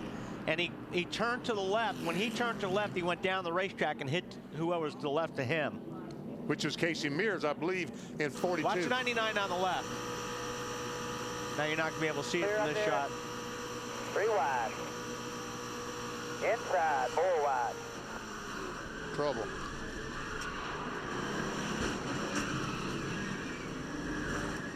That's camera deep getting hit right there. Dave Burns. Left side damage, Bill, on the 29 car. A little bit on the front end, mostly on the door of Kevin's car. They're going to pound it out just a little bit on the left front, but it's not as bad in the front as we may have thought. But the side, there's still, you know, wind that needs to, air that needs to go down the side, so Kevin's car will definitely not be what it was earlier. Alan? Most of the damage to Denny Hamlin's car concentrated on the fenders at the corners on the right side. Denny saying to the team he didn't think that the wheels were hit at all in any of the contact. So right now, the crew chief, Chris Gillen, the car chief rather, under the right rear of the car, looking at the damage there. And they're checking out the right front fender as well. Matt? Now the 26 of Jimmy McMurray has already come back to the garage. Jeff Gordon's team is awaiting his arrival back here. Gordon on the radio trying to diagnose to his team how bad and what areas are damaged. He says, we are just dragging a ton of stuff. They're trying to bring a sway bar arm from the pit box, trying to get all the different parts ready. They've got a crash station back here ready to go as soon as the 24 gets back here. Marty? Well, Matt Kenseth comes to pit road, Matt, and he's going to take on some tires here. They're also going to take on fuel. They didn't know if they can make it all the way from here. They obviously cannot make it all the way from here, so they'll have to pit again. Matt? And the 6 of Mark Martin in for service. Looked like fuel only there for the 6. Alan? Well, actually, I'm headed in opposite directions here. Okay. Dale Earnhardt Jr. and Jimmy Johnson are pitted at opposite ends of the pit road here, and we're going to check out the damage on both cars. Jimmy Johnson leaving pit road now. We'll get an update there in just a second. Johnson's car looked pretty clean from here, Alan. Taking a look at it right now. Well, Junior must have been in front of that accident because I never saw him anywhere in the back. There's one way to find out, BP. How's that? Let's go on board with Junior. Well, it looked pretty clean by that shot, too. So if he got hit, he maybe got hit in the back a little bit. Denny Hamlin right in front of him. He was in the wreck. Stay high, dude. Stay high. Stay high. Doing good. Right through the middle. How about that? He stopped. Remember that when this checkered flag falls at Homestead. That's great work by Earnhardt. This is on board with Denny Hamlin. Not quite as fortunate.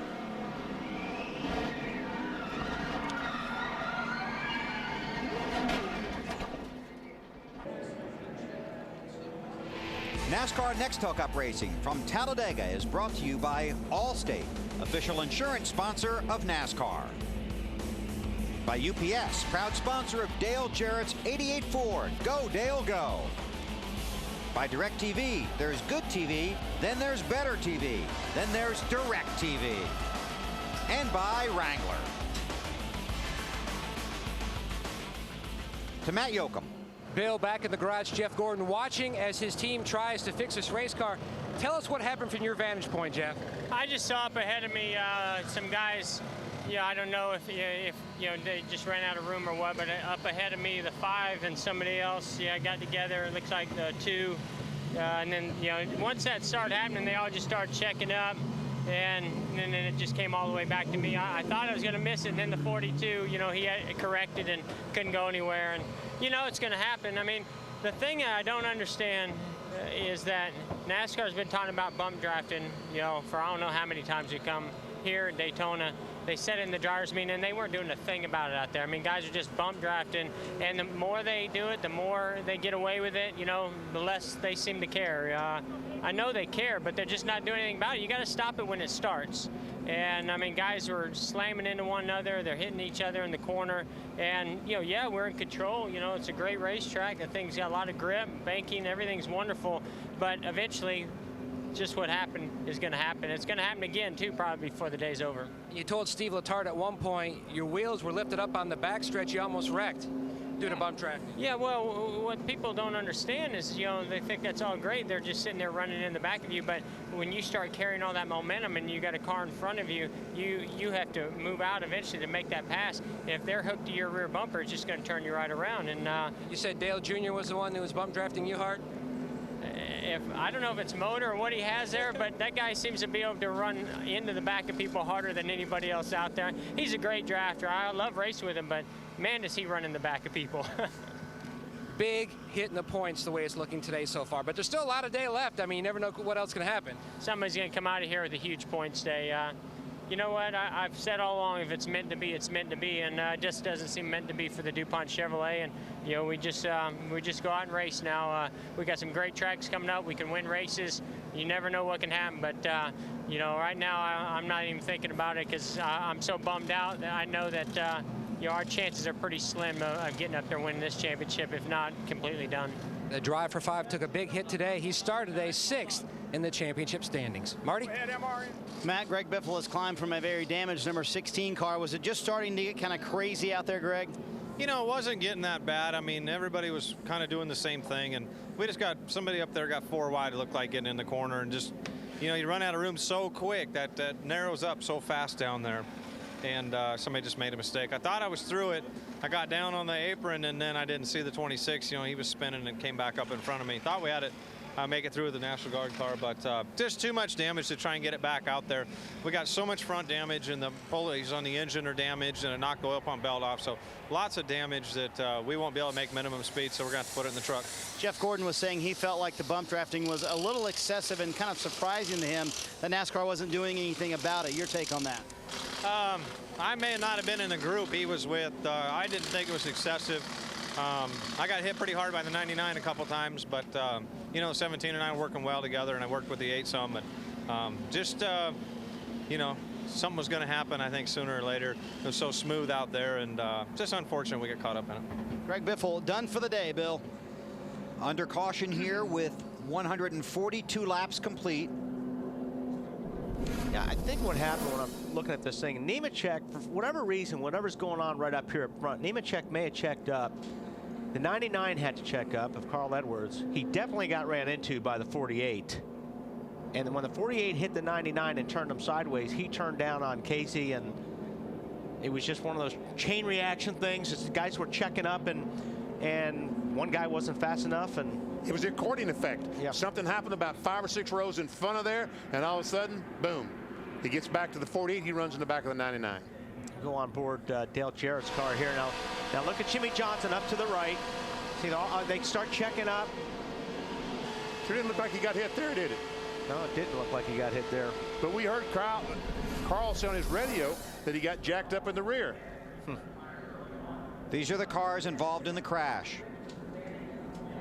Denny Hamlin, one of the chasers. Jeff Gordon, one of the championship chasers. Kevin Harvick. 3 of the chase contenders involved in this wreck. Marty? Yeah, I'm trying to describe what happened to Jamie McMurray because he was asking me, what was your take on all that? I don't know. I saw the 15 get underneath the 07, and I don't know. The 07 got turned around, and then you're just kind of along for the ride. So unfortunate. Seemed like you guys had an awfully fast car, and people wanted to work with you, though. Yeah, the Crown Royal Fusion was it was really fast at the start of the race. You know, I couldn't believe it. It's the same car I ran 5th with here in the spring, and you just have to put yourself, you know, in the right position at the end of the seal. But it got really hot. I don't know if I got a piece of tear off or something on my grill, but the car got really hot, so we kind of had to ride in the back the run just before that. We got it cleaned off, and you just get caught up in a wreck. Jeff Gordon was saying the bump drafting was a little surprising to him. Did you experience any of that? I mean, we were hitting each other pretty good. You know, after the Daytona race, they had lightened the bumpers up a lot, and after the Daytona race with like 4 or 5 to go, people started hitting really hard, and everyone got out, and I think they were surprised how much their car wasn't tore up. So it's pretty aggressive today. They're working on the 26 car, hoping to get Jamie back into the race, Bill. Thanks, Marty. Also working on cleaning up the track here at Talladega. Take a look at the championship standings as they run now with 45 laps to go here at Talladega. Jeff Burton, one of 4 cars that did not pit under this caution. Burton, Tony Stewart, David Stremme, and Reed Sorensen all stayed out. Jeff Burton is the race leader under caution.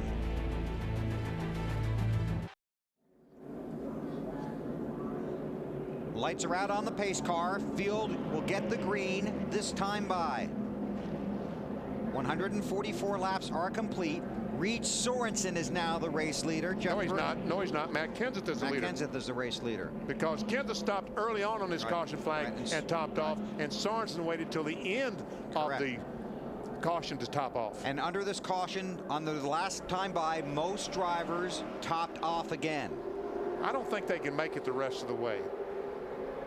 You're talking about running 43 laps. That's a lot. No, but when they do have to come in, that's less fuel they have to wait on when they pit. Good point. All right, let's see if we can get it sorted out.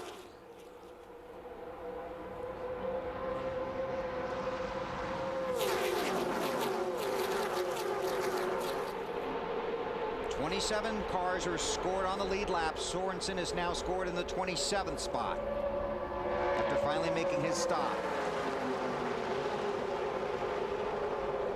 Jarrett, the second car there, is 1 lap down. But we know he has a fast race car. After all, he qualified second here yesterday morning. See Tony Stewart back there in the 20 trying to push that green 18 car. It's J.J. Aley in the 18.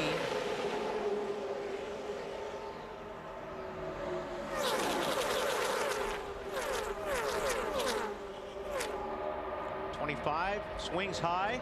Brian Vickers goes to the outside of Kenseth. Got some help. Jimmy Johnson, his teammate. Kyle Busch, another teammate. Marty, what's going on with Kenseth? He's got a strong race car, Wally, but he was a little worried about the other guys pitting behind him. He brought it up on the radio right as everybody was doing it behind him, so they could not make it to pit road. They cannot make it all the way on fuel. They have a very strong race car. They're also fairly confident we'll have at least one more caution before the end of the race, Alan. Let's talk the top 2 cars in the race right now. Brian Vickers, Jimmy Johnson.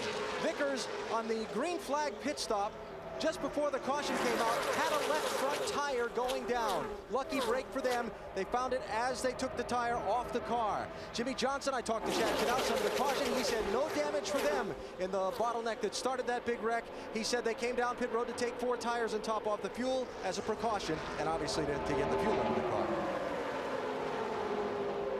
Well, look at that. The 20 and the 8 found each other. Had a really good run.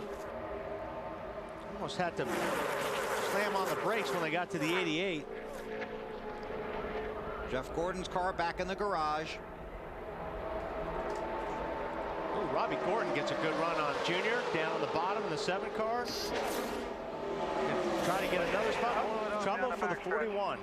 Stay below the yellow line, please. Caution is out. Looks like done is motor problem there. That's what I was thinking. Done. Now what are you going to do, Benny? Well, 38. This is close. This is very, very close. Some of these cars might be able to make it, but we saw Kenseth. He ran out of fuel in 37 laps. And it looks to me like that the Roush cars get as good a fuel mileage as any of the rest of them. And he ran out in 37 laps one time. So do you wait until this car where you're ready to go green, come in and top off and take the chance? There might be 37 laps to go. That's right. Dale Jarrett in the 88 car is the lucky dog. He will come around and be the 27th car on the lead lap. Here's DJ, former Talladega winner. His dad, Ned, has a birthday coming up this week. Happy birthday, Ned. Probably be celebrating with a round of golf, don't you think? I think he will. I don't blame him a bit. Hope you shoot your age, Ned. You going to elaborate on that or just going to drop it right there, big fella? Right there. It's about par. About par. Pit road is closed under caution here at Talladega with 39 laps to go.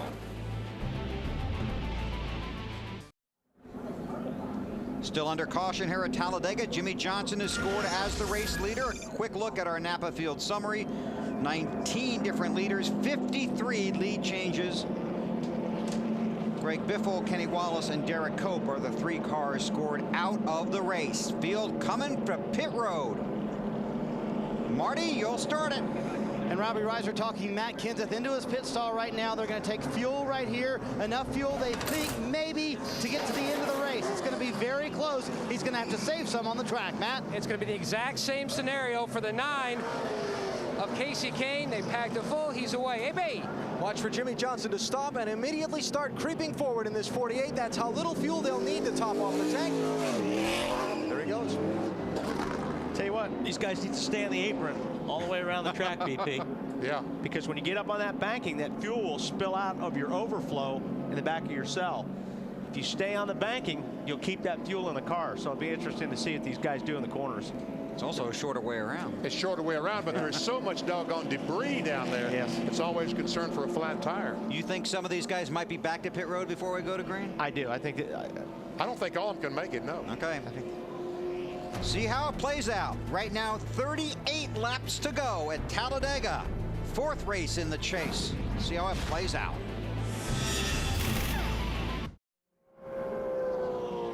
Field has gotten the 1 to go. Watch this on pit road. Championship leader Jeff Burton in that orange car. There he is, the orange car. He's starting down pit road. Mike Bliss in the 49 trying to get to his pit. That's 5 car. See Kansas leading. The 5 car is trying to leave the pits. And there we see the 5 and the 49 of Bliss make contact. And I believe there might be some damage on that right front. Here's from the in car. Watch the 5 peels into the 49. And I'm sure there's damage to the right front fender of the 5 car. And a good job by Jeff Burton, avoiding trouble on pit road. Here are the unofficial standings in the NASCAR Busch Series after 30 of 35 races. Kevin Harvick continues to lead in the championship standings. Imagine that. I think a better word is dominate. Yep, and you'll see them on TNT next Friday night from the Lowe's Motor Speedway. Jeff Gordon returns to the track, currently scored 38th, 14 laps down.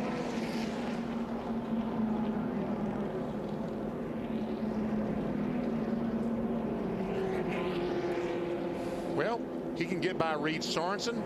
They said he was in the pits for 24 minutes. That's pretty good work by that DuPont crew to get him back on the racetrack. Car 24 for 24 minutes. A number of these cars have just topped off on pit road. 36 to go when they get to the line. Martin Truex Jr. is the race leader. It might be Kansas all over again. The leader, the winner, may coast across the start-finish line. It's not as easy to coast here as it is at Kansas. No, you might get run over if you're coasting in front of this pack.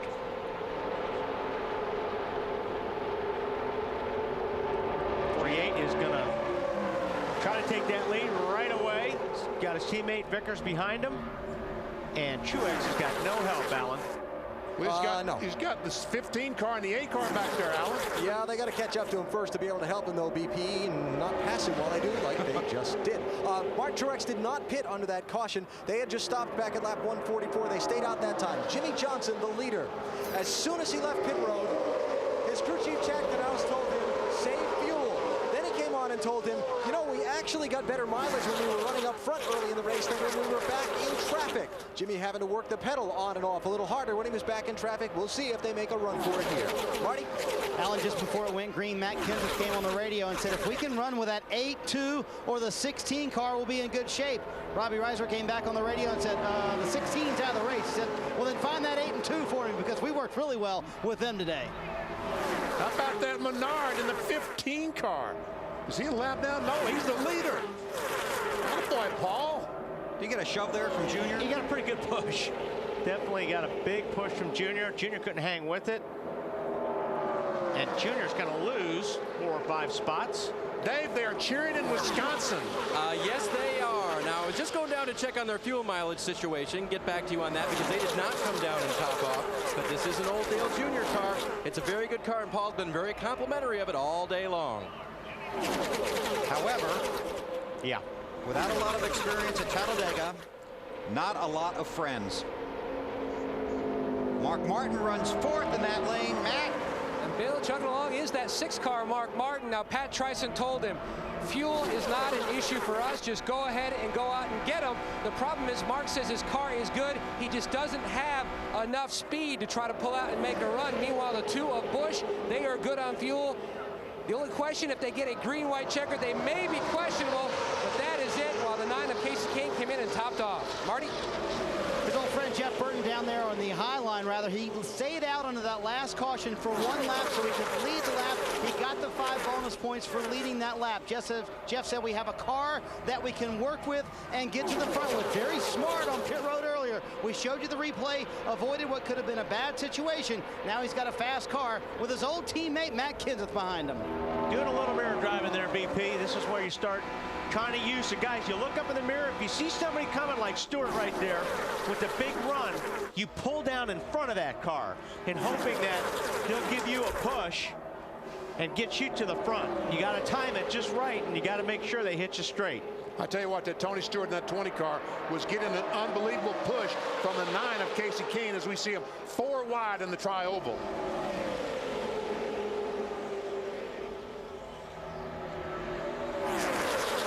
58 lead changes today. The most here since July of 1984. Update on Tony Stewart from Marty. And here he comes. He's in second place. He's kind of hung in the back for a good part of this race, but on lap 130, they took on 4 tires, and this is key. On lap 151, they topped off. They're fairly confident. Unlike most of the other guys, they can make it all the way on fuel. Fairly confident. Yeah. How confident were they last week? You know, they said, the engineer said they were going to be a half a lap short. And unbelievably, they were a half a lap short. See the 40 car there? That's David Stremme in the mix. Down on the bottom underneath Casey Kane in the 9 car. Got a pretty good run. If he could just pull it off right now and slip up in front of the 9, but doesn't have enough and doesn't have help. Tony Stewart said this is his new favorite track. Robbie Gordon in the 7. And the rookie, David Gilliland, the pole sitter behind him. Wow, they're stacked up going into 3. Wow, did you see Harvick stick that 29 car right in the middle of a 4 wide? And they're still 4 wide, VP. Casey Kane in the lead in that 9. You couldn't run 4 wide off before they paved this place without a wreck. Tony Stewart going for the lead. That time, Stewart took the lead. But Casey Kane led at the line and got his 5 bonus points. 24 of Jeff Gordon could not meet the minimum speed.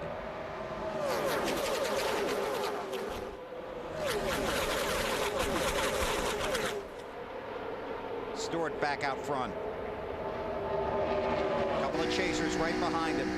There's the bump drafting going on right there. That's Vickers all over the back of Casey Kane's car.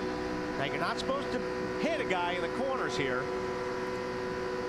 We heard Gordon talking about that earlier when we interviewed him. But when you're on the straightaway, hit away. Kane back to the lead. Through the tri-oval towards start finish. And Tony Stewart, just like Jeff Gordon early in the race, he's going to lose about 15-20 spots. Right about this time of the race, you may have a friend for a lap. But that's about it. That's about, well, never mind. Yeah. Casey Kane out front, but 29 laps to go here at Talladega.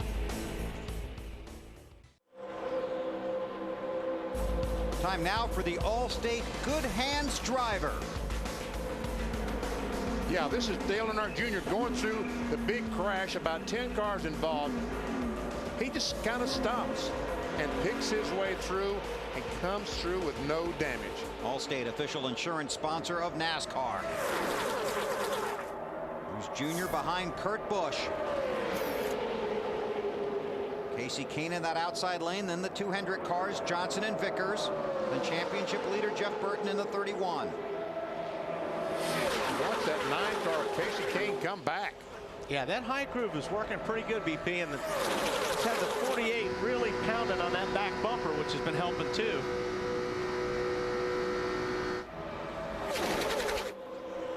With the smaller plate, BP, better fuel mileage? Yes, a little bit. It might mean a lap or 2 in a run. Look at that. 48 all over the back of the 9 car. Because less horsepower uses less fuel. And these guys basically very similar to Kansas, right on the edge of their fuel window here. They are right dead on the edge. They have warned Dale Earnhardt Jr. Zip four on that. Zip four NASCAR. Warned Dale Jr. for using his front bumper. Bump drafting. Yeah, they just don't want you to do it right here. Because when you start bump drafting a guy in the corner and the guy's got his wheels turned and you hit him in the rear, it just pulls the rear wheels off the ground and it wants to spin the cars out. Now when you're going straight, you can take the shot. You just hold the steering wheel straight. But as the cars turn into the corner, you don't want to be pushing somebody through the corner. And the 8 car is just so good, he just closes up on them in the corners.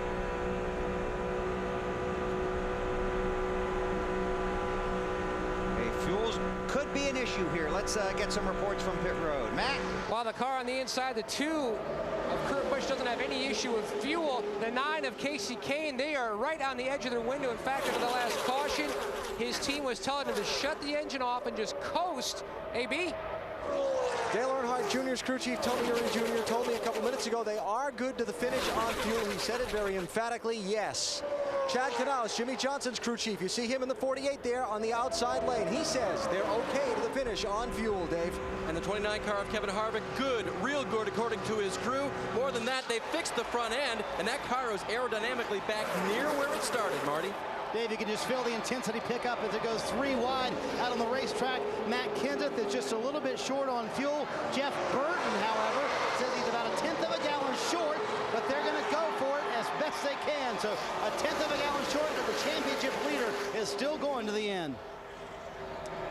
And Matt Kenseth, as we said, a little bit short on fuel, we think. I never got a straight answer from Robbie Reiser. So I think 17 just a little bit short on fuel. And remember, they ran out at Dover, but so far their plan is to stay on the track. Matt? Marty, his teammate who's in his mirror, Mark Martin, they've told him he is good to go on fuel. Fuel is not a concern. He is saying, though, that it's getting awfully warm inside that race car. Bill? Casey Kane goes back to front now. The way Junior got the lead, if you saw that pass, was he hit the 2 while the 2 was turning into the corner. The 2 of Kurt Busch got loose and he went flying up the racetrack, and that's what NASCAR doesn't want you to do. Junior tries to edge away. It's Jimmy Johnson and Brian Vickers behind the 8. Casey Kane leads that inside lane.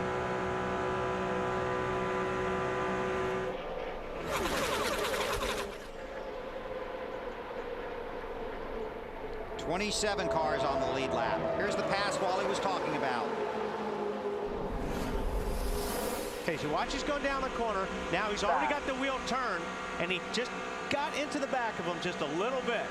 Kurt Busch had to save the car. He slid up the racetrack. Caught his breath. Junior got the lead. Now Casey Kane in the 9 is trying to take back to lead. They've been beating on the back bumper of that 9 car today, haven't they? Yeah, they have. Everybody has been.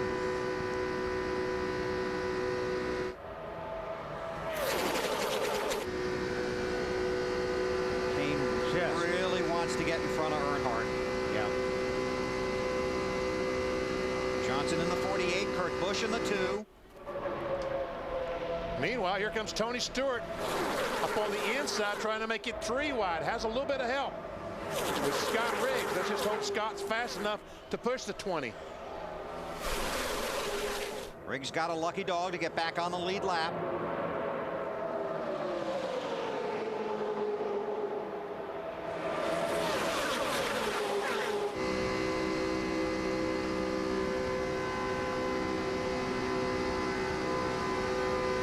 Chasers running the top 3 spots, 5 in the top 8. All change here so fast, though. Yeah, it really does.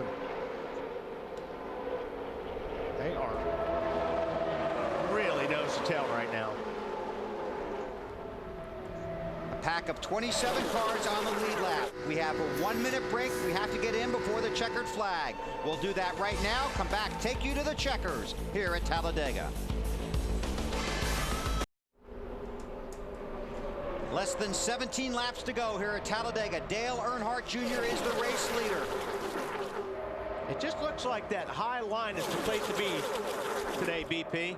And I think Junior knows that. He does not want to give that high line up. And Casey Kane is running the middle of the racetrack. I'm surprised he doesn't drive down to the yellow line and run the very bottom of the track. I think he's afraid if he does that and he opens up the right side, they're going to fill it. And then he'll be down on the bottom all by himself. And go back to the end of the line. Good point. 27 cars on the lead lap, separated by 1.5 seconds. See the 5 car there on the bottom of the racetrack by himself, Kyle Busch. I'm telling you, he has overheating problems. And he's trying to run down there and get some air to go through the grill to cool the engine.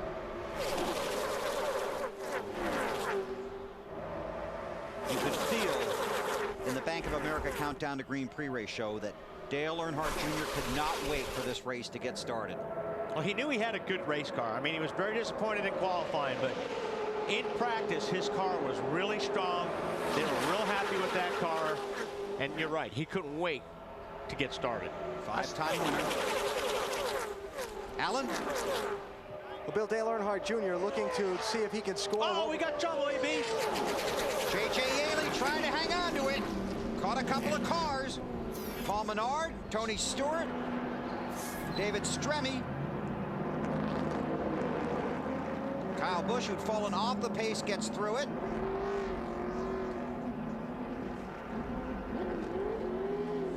There were 7 chasers running in the top 10. They all appear to have been ahead of it. A lot of damage there. The Stewart's car as well as Yaley's.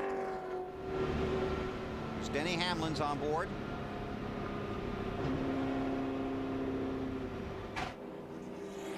Jeff Gordon, meanwhile, is back on the racetrack. This is going to happen right in front of Tony Stewart. It's like Stremme is going to get in the back of the 18 and just hook him. And the 11 car ran in the back of the 20. No, I guess it was a 15 that did most of the damage. Boy, it looked like Hamlin got through there somehow. He ran in the back of the 20, but I'm not sure how much damage that he did. He got him pretty good. He did. A lot of quarter panel damage. So the right side tire is smoking on Hamlin as well. Well, I mean, Yaley just got off the throttle like, almost like a tire blew or something, because he slowed down really fast. And those guys behind him, they couldn't do anything. Here's Hamlin's on board.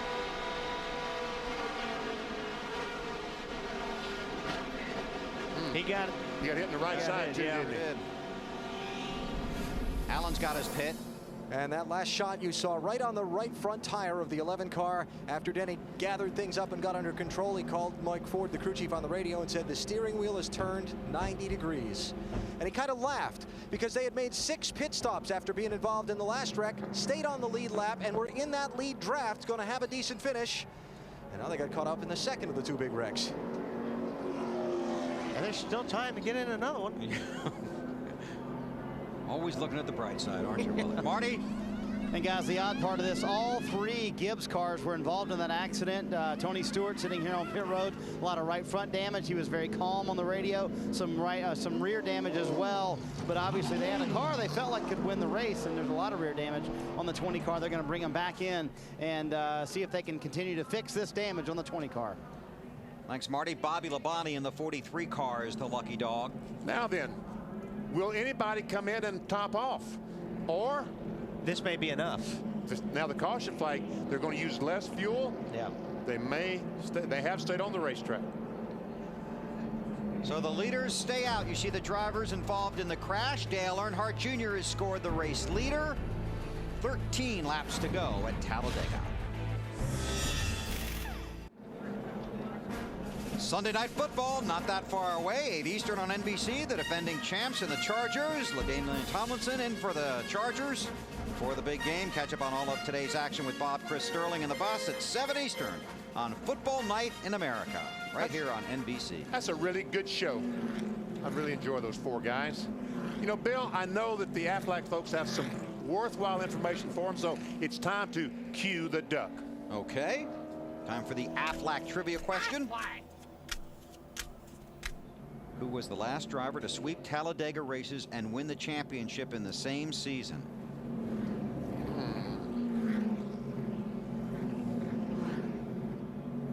Might have been Earnhardt.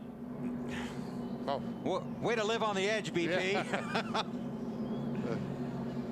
Down to pit road. Here's Dave. Yeah, we were looking at it together. Todd Berrier, crew chief for the 29, Earnhardt's old ride here. Now, last week you change a spring and come home 15th and keep your championship hopes alive. This week you fix a beat-up race car. Can you stay in the top 10 here? I think for sure we can stay in the top 10, but top 10 is not going to get it, so we got to go harder than that. And we're not going to be satisfied unless we get out of the top 5. There's a lot of wrecking left, I'm sure, and a lot of things we're going to have to miss because there's a lot of laps to go. Is the car truly raceable? Can Kevin race it hard? Oh, yeah, absolutely. The car's not hurt at all, so I think we're in pretty good shape right here. Just it's going to be having a partner and being able to get where we get up there to the front. Looks like that 8 can just match the gas and go whenever he wants to, but aside of that, I think we're all right. Imagine that here at Talladega, Marty. Well, Dave, let's summarize the last few minutes on the 31's radio for the championship leader. Jeff Burton did not want to pit. Scott Miller, you did for fuel. How did Jeff win that battle? Well, I mean, we are basically what happened there is nobody else looked like they were going to duck in. We should be fine now to the end of the race. I was just trying to give us a little bit of a good shot for making it on a green-white checkered in case it came down to that. There hasn't been that many yellows today. That might not come into play, but if anybody else was going to be safe, I needed to be safe too. Jeff has driven a smart race, I would say, today. Does he have anything for the 8, though? I'm not really sure. You know, you never can tell about him. He leaves a little in the bag for the end. We'll see. With a green-white checkered, the 31 probably cannot make it all the way, but if it doesn't go green-white checkered, they should be good, Matt. Kenny Francis continues to work the mileage numbers, so are you good if we get a green-white checkered situation, or is it still very questionable? I think a green-white checker would be pretty questionable. I think we're good to the end. Looks like the best numbers we got, we should be okay, especially with the cautions here. It'd be hard to say on a green-white checker, but really no one's got any choice. You know, the way the track position is and 10 to go, you've just got to stay out and hope for the best. They continue to tell him, shut the car off and coast under caution, and also protect that bottom. Do not give it up, baby. With Tony Eury Jr., Dale Earnhardt Jr.'s crew chief, your driver got a warning from NASCAR earlier before. How did he react to that? Oh, he was cool with it. You know, he asked the question like 2 cautions before that. You know, when was too much, and you know if he'd been jumping over the line. So they were nicely enough to let him know, and he's cool with it. There's just the smaller plates. It just makes it tighter, and the guys have to do what they got to do to get around here. But you know, I'm really proud of my guys. It's a car that we just decided to bring Monday. So hats off to all them guys. You've got 2 teammates lined up behind you. You've already come back from a lap down and had a good recovery. Has he strategized it all over the radio? No, not really. I mean, he's been in this situation before, and he's probably the best out there to do it. So I'm gonna leave it in his hands, and whatever we get, we get. We're still looking at the big picture, but I know he can do it. Thanks, Tony. You know, earlier in the day, I was concerned about the 8 car. I thought when he got in front that his car might not be good enough. But I've heard all the experts say he's the best car out there, so I'll believe Jeff Gordon and Todd Berry. They black flagged the 07 of Clint Boyer, so he's had to return to pit road. You saw the damage on his car. Be 10 to go when they get the green. That was on board with Boyer. So we're going green this time? That's the plan. Okay.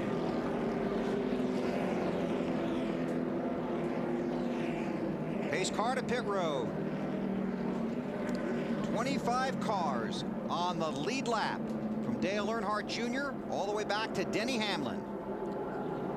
There are some cars that could have pulled up, but I'm glad they didn't. 7 of the 10 drivers in the chase for the Nextel Cup restart in the top 10 spots. Report from pit road is that Tony Stewart will try to help Denny Hamlin get to the front. Teammates, of course, for Joe Gibbs Racing. And as Alan Bestwick talked about, Dale Earnhardt Jr. has the 20, the 48, and 25. Rick Hendrick owned cars, teammates directly behind him. Yeah, I'm sure that 8 car will start getting real wide here in the last 9 laps. He'll be looking in that mirror. What's Burton he may have a tire going down. Burton? Championship leader. Be ready, guys. Be ready. It's coming. The way that car wiggled, he may have a tire flat.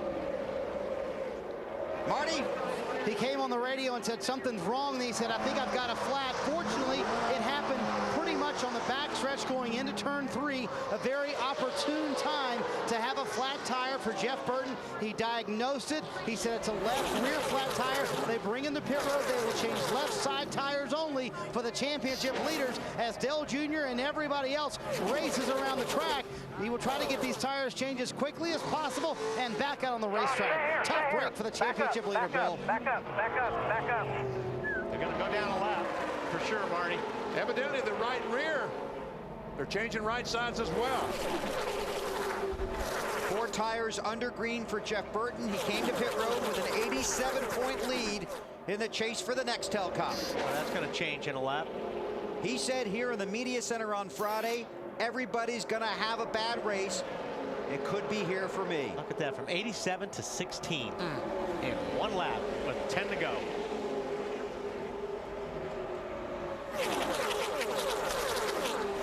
Well, that just made the race a lot closer.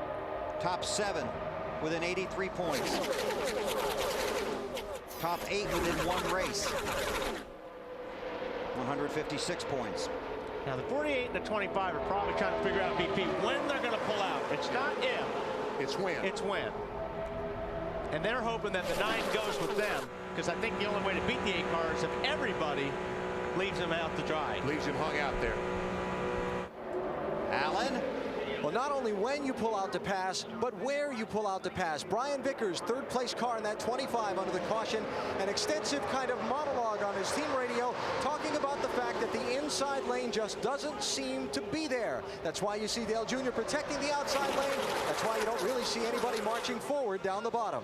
Here they go in the back now. About 10th or 12th spot. They've all died from the bottom. Kenseth trying to go on the inside. Hoping for help from Harvick.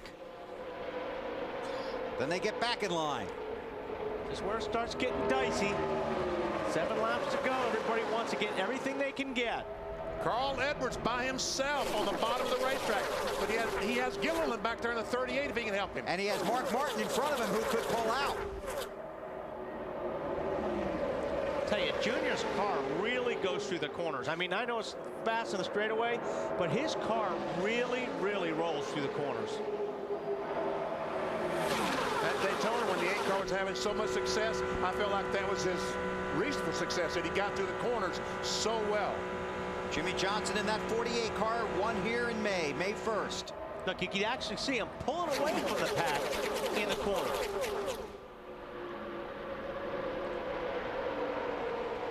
Is there any chance they'd all pull out and try and hang out Earnhardt?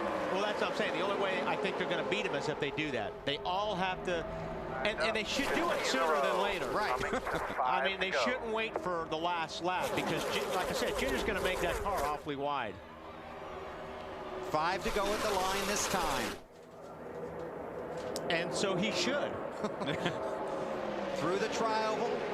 Remember, the start-finish line here is down past the end of pit road.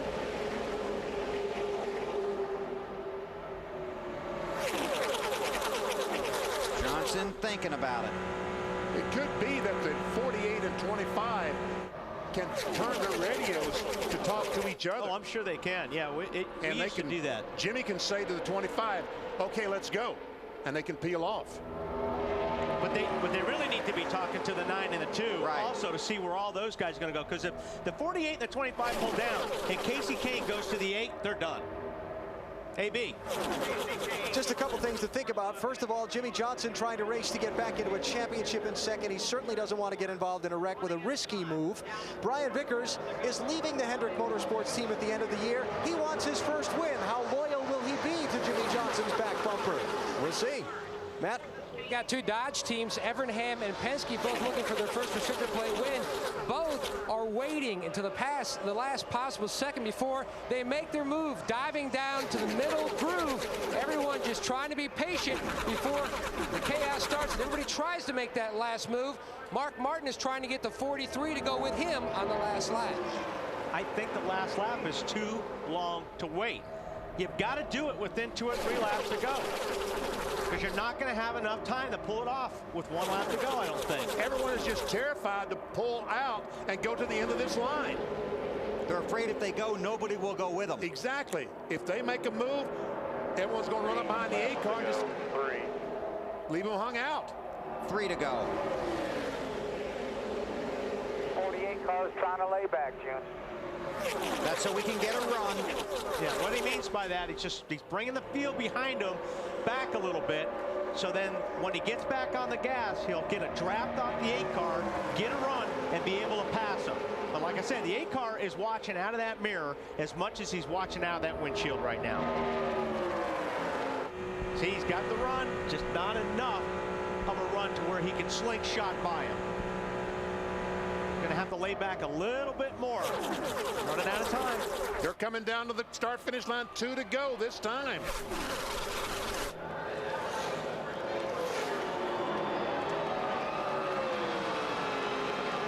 This is when it's got to happen. 2 to go. And they're going to get antsy in the back once they start running side by side behind them. Coming to the white flag this time. All lined up, 10 in a line, then 2 wide.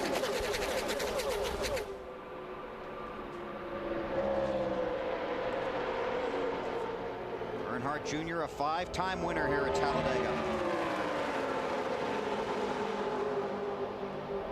I can't believe nobody's pulled out.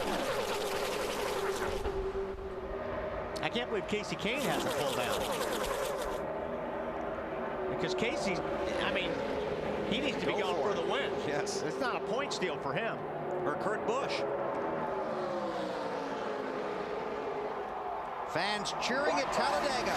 Earnhardt Jr. leads last lap. Outside. Vickers wants to go.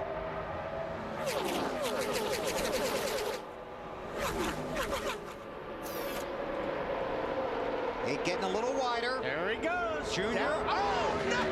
Vickers hits the 48. Hook the 48 and takes out Earnhardt and Jimmy Johnson. Caution is out. The leaders had already taken the white flag. So is it going to be the 25 or the 9?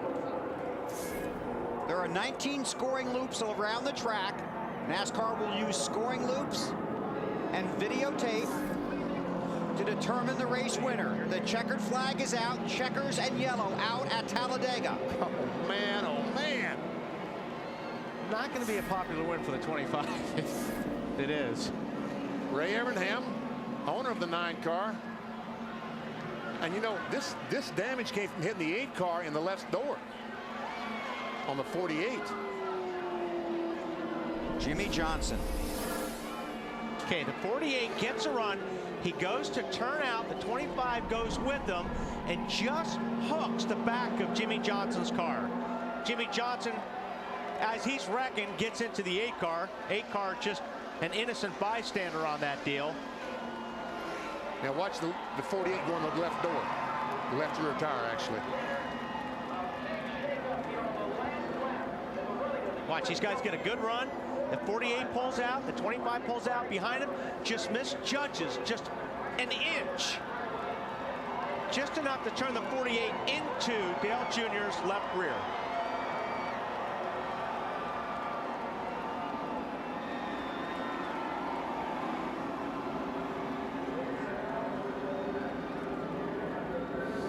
There you see it again. Same thing happened in the Truck Series race Friday night. I mean, last night. Mike Skinner hooked the right rear of Mike Wallace, and in the wall he went. He hit the wall. He didn't have the 8 car to bounce off of. He went in the wall. Get on board the 8 car here. This is a look out the back. You'll see Jimmy Johnson get a good run. This is what he was waiting for. And then watch the 25 just hook the rear fender here.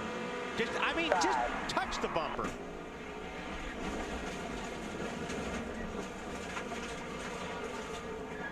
We're still waiting for NASCAR to declare a winner. Vickers thinks it's him.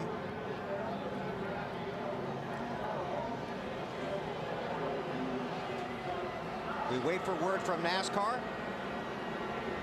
Dave?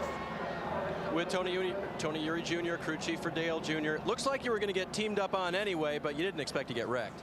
No, I mean, that was it was just a bad deal. I mean, that's racing. You know, I hate it for a points day. That was the biggest deal. We knew we might finish third, but you know, Brian was just a little eager to get his first win or whatever. But you know, my hat's off to Chad and them guys. I mean, Jimmy he's matured a lot in the last year as far as a driver on these restrictor plate races. So it's not his fault. It's just Brian was a little bit anxious. But you know, that's the way it goes. We just got to keep our chin up and dig for this championship. Just glad DI's back on the restrictor plate deal. But my boys in the motor shop just keep digging. We'll get them. All right, true emotion here from the 8 camp today. Didn't win, Bill. And Brian Vickers did. That's the word from NASCAR. Brian Vickers is the race winner. And keep in mind that Brian Vickers and Jimmy Johnson are teammates at Hendrick Motorsports. And Vickers is leaving that team at the end of this season, is not allowed in team meetings, and hasn't been for a while at Hendrick. Chevy congratulates Brian Vickers and the 25 Monte Carlo SS on another great team victory. 25 of the last 34 NASCAR Manufacturers Championships and counting. Chevy, an American revolution. Marty? Well, Dale Earnhardt Jr.'s climbed from the car. The 8 Budweiser Chevy is very damaged. He's going to take off his helmet, take a moment to cool down here, and explaining things to his guys here. Junior, he wants a second. He's going to take his booties off.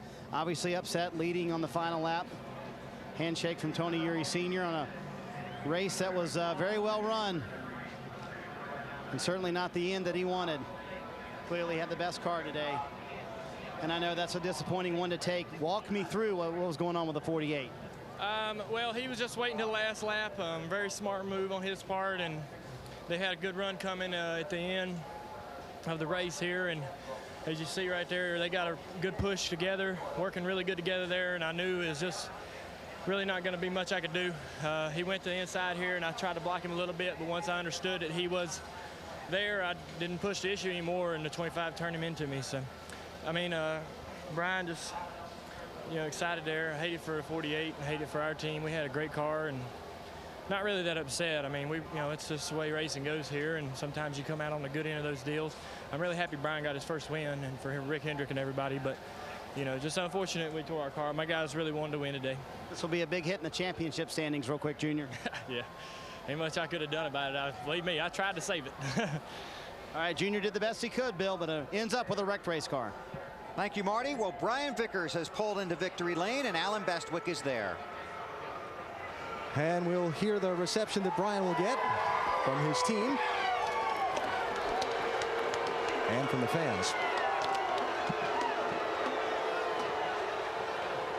Brian, your first win. I guess the first thing I need to ask you is, tell me about the last lap. Yeah.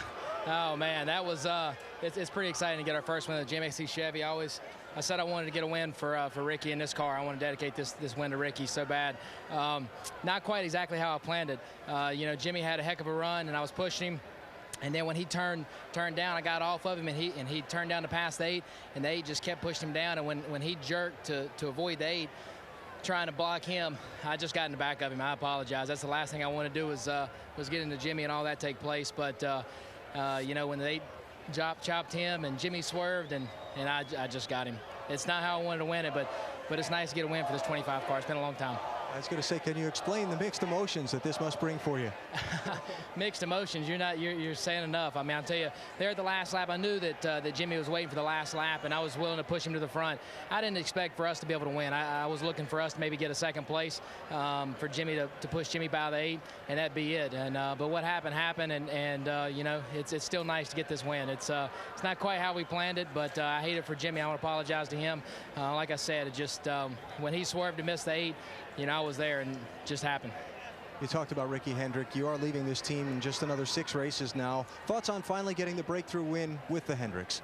Yeah, it means all the world. I mean, for like I said, for Jimmy to have to wreck, it's not how I wanted it. But to get this win for Ricky Hendrick and everybody in that plane crash, it just means all the world to me. He was close to me, and I miss him all the world, and we've been wanting to get this win for him for a long, long time. It's good to see the 25 back in victory lane. What does it mean to you? Was there some doubt that you could get that breakthrough win, because it had been a little while in coming? Yeah, I mean, it has been. It's been too long. This team is we've come so close so many times, and stuff happened. Blown tires, pit and the caution comes out, and man, to get this win and get it for Ricky means a lot. Brian, congratulations. Brian Vickers, the winner at Talladega today. Dave? Jimmy Johnson trying to repeat, talk about the last lap and the pass attempted by you and your teammate. Got a run on the 8 and got inside of him and just got hit from behind, and it turned me into the 8, and then off we went. So need to see the video. Just can't believe it. I mean, here we go all day long. Had a great chance to make up some points, and end up getting crashed by a teammate. And obviously his exuberance too, as we'll try to pull up some video for you here. get to victory lane. It's very tight out there when you make these fast passes, isn't it? It is, and you know, when you've got to run that big on someone, you should probably just pull down and pass them instead of trying to bump draft them. I just got turned around, so one of those deals. And in your hopes for the championship, Jimmy, this is another tough blow. It is. I mean, we've got the speed. I'm so proud of this race team and everything Hendrick Motorsports is doing. Just too bad we can't capitalize on days when we really have a chance to make up some points. Okay, and we see that you're okay. We're glad for that as well. And just sorry it ended this way today. Marty. And Dave, for Jeff Burton, things turned around at the end of the race too. You thought you had a cut left rear tire, turned out to be a right rear, and that cost you a lot of time on pit road. Yeah, I don't think it mattered anyway. We tried to get by with putting on 2 tires, but you're going to go a lap down here, having to pit on the green. And you know, we did a good job today with the Singer Chevrolet. Everybody did a nice job. We had good pit stops. We were sitting there running 5th with 10 to go and cut of tires. Nothing you can do about that. Everybody's had some bad luck in this thing, and we had some today. So it's you know, again, I'm proud of the job we did today. I think we did everything we needed to do. We just had a little bit of stuff not go our way. The way things turned upside down at the end of the race there, you're still the championship leader. Do you feel lucky in some ways? Well, I mean, I don't know. I don't feel. It's hard to say. It's hard to feel lucky when you're running 5th with 10 to go and finish 27th or wherever we finished. But you know, again, it's you know, stuff happens to everybody, and we had something happen today. Certainly, we you know, we still have the lead, and it's a tight race as it should be, and we'll see what happens. Jeff got it right. They did finish 27th. Matt. Unofficially 2nd and 3rd, Casey Kane and Kurt Busch. Now, first off, let's talk about as the white flag lap. Oh, you slide in here. You guys are working together. We'll do a combo platter here. How were you guys trying to work together as the white flag started to come out? Well, I wasn't real sure that those other 3 got away a little bit, and Kurt had been pushing me for 30 laps. So I was, you know, we had 2 Dodge Chargers going pretty good, and one more, about just a little bit longer to wait for that yellow, and I think I would have won, and he would have ran 2nd. So it was interesting the way it finished.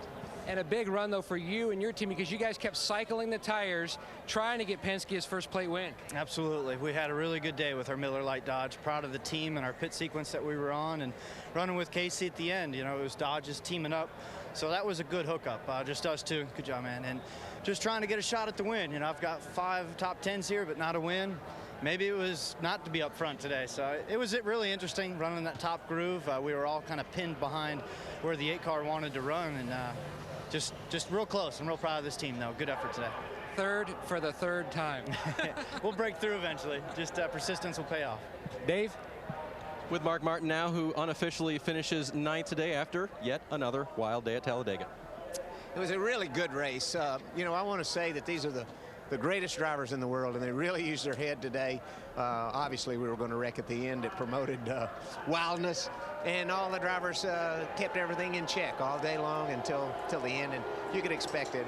I'm real proud of Pat Tryson and our AAA team for you know, racing smart, calling a great race, and digging in. We finished better than we ran today, and that's a tribute to what the last 2 weeks we've done that, and I'm real proud of those guys. Did you feel, Mark, like you were able to race today, or just to sort of hang on?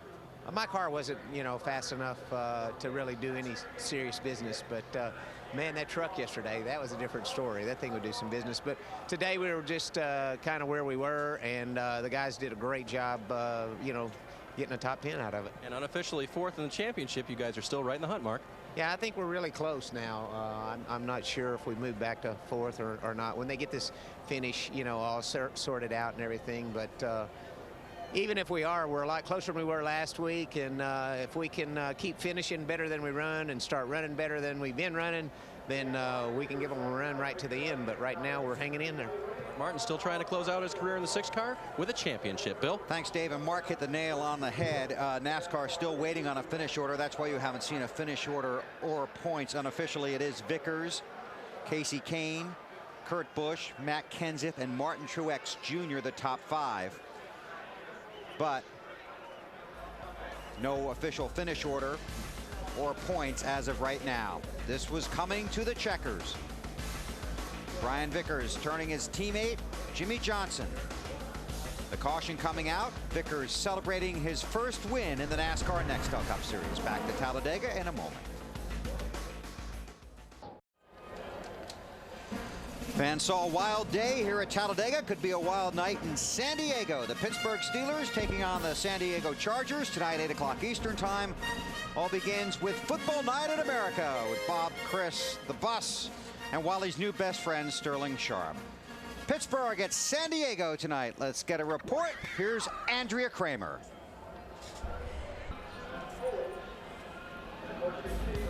Thanks, Andrea. We'll be watching tonight Sunday Night Football on NBC. They're the unofficial top 5 finishers here at Talladega. A crash on the last lap. NASCAR will use scoring loops around the track and video to sort out the finishing order. This is half a lap from the checkers. On the backstretch, the 48 of Jimmy Johnson, the 25 of Brian Vickers. And Johnson gets a great run. He gets hooked in the right rear by the 25, turned up into the 8 car. Both those cars spin. Once again, we'll see this. There's a hook in the right rear, and around goes the 8 and 48. Vickers goes on to victory lane. And, you know, Junior had a good day. I mean, he was kind of, you saw him afterwards laughing a little bit. I mean, they had this thing won, or at least the top 2 or 3 out of this deal, but these guys all know when they come to Talladega, all bets are off. There are no guarantees. Nope. One more look. And, you know, these guys probably won't wind up with too bad of a finish, depending on where they threw the yellow and they crossed the loops. Right. They still may be in the top 10 when this is all sorted out. First win for Brian Vickers comes in his 107th Nextel Cup race and his 6th race here at Talladega. A few moments ago, Dave Burns caught up with Matt Kenseth. Matt Kenseth unofficially 4th today, and you feel like 100% sure you were 4th, Matt, there at the end. Well, I was 6th and 2 cars wrecked, so I think that puts me 4th. I'm not very smart, but I can usually subtract single digits. So it was a good run for us. We were pretty solid all day in the top 10, and even at the end, I had a better car than where we were running. Just you know, to pull out of line, some of them guys that went out of line at the bottom got shuffled all the way back. I think there was almost 30 cars on the lead lap or something. I just had to stay in line and wait for somebody to make a move, and nobody ever made a move. So you know, overall pretty happy with the day. Kind of put us back in contention. After last week, are you glad to have a car that wasn't evil all day? It's pretty hard not to handle here. Yeah, I mean, we it ran decent in chase except for Kansas, and we definitely gave up some points there. So this feels good to get us back in it. We can't do anything about what we did before, but we got 6 races left, and we should be pretty close to evened up. So hopefully we can go race with them at the end here. 17 back in the ball game. Dave Burns with Matt Kenseth just a few minutes ago here at Talladega. And next week, after we get all this sorted out, it's on to Charlotte, Lowe's Motor Speedway, Saturday night.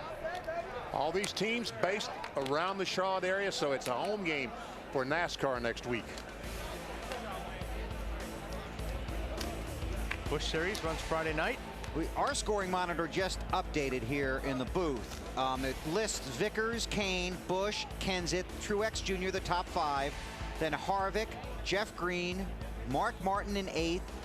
Carl Edwards in 9th, and Bobby Labonte in 10th. That's unofficial as of right now.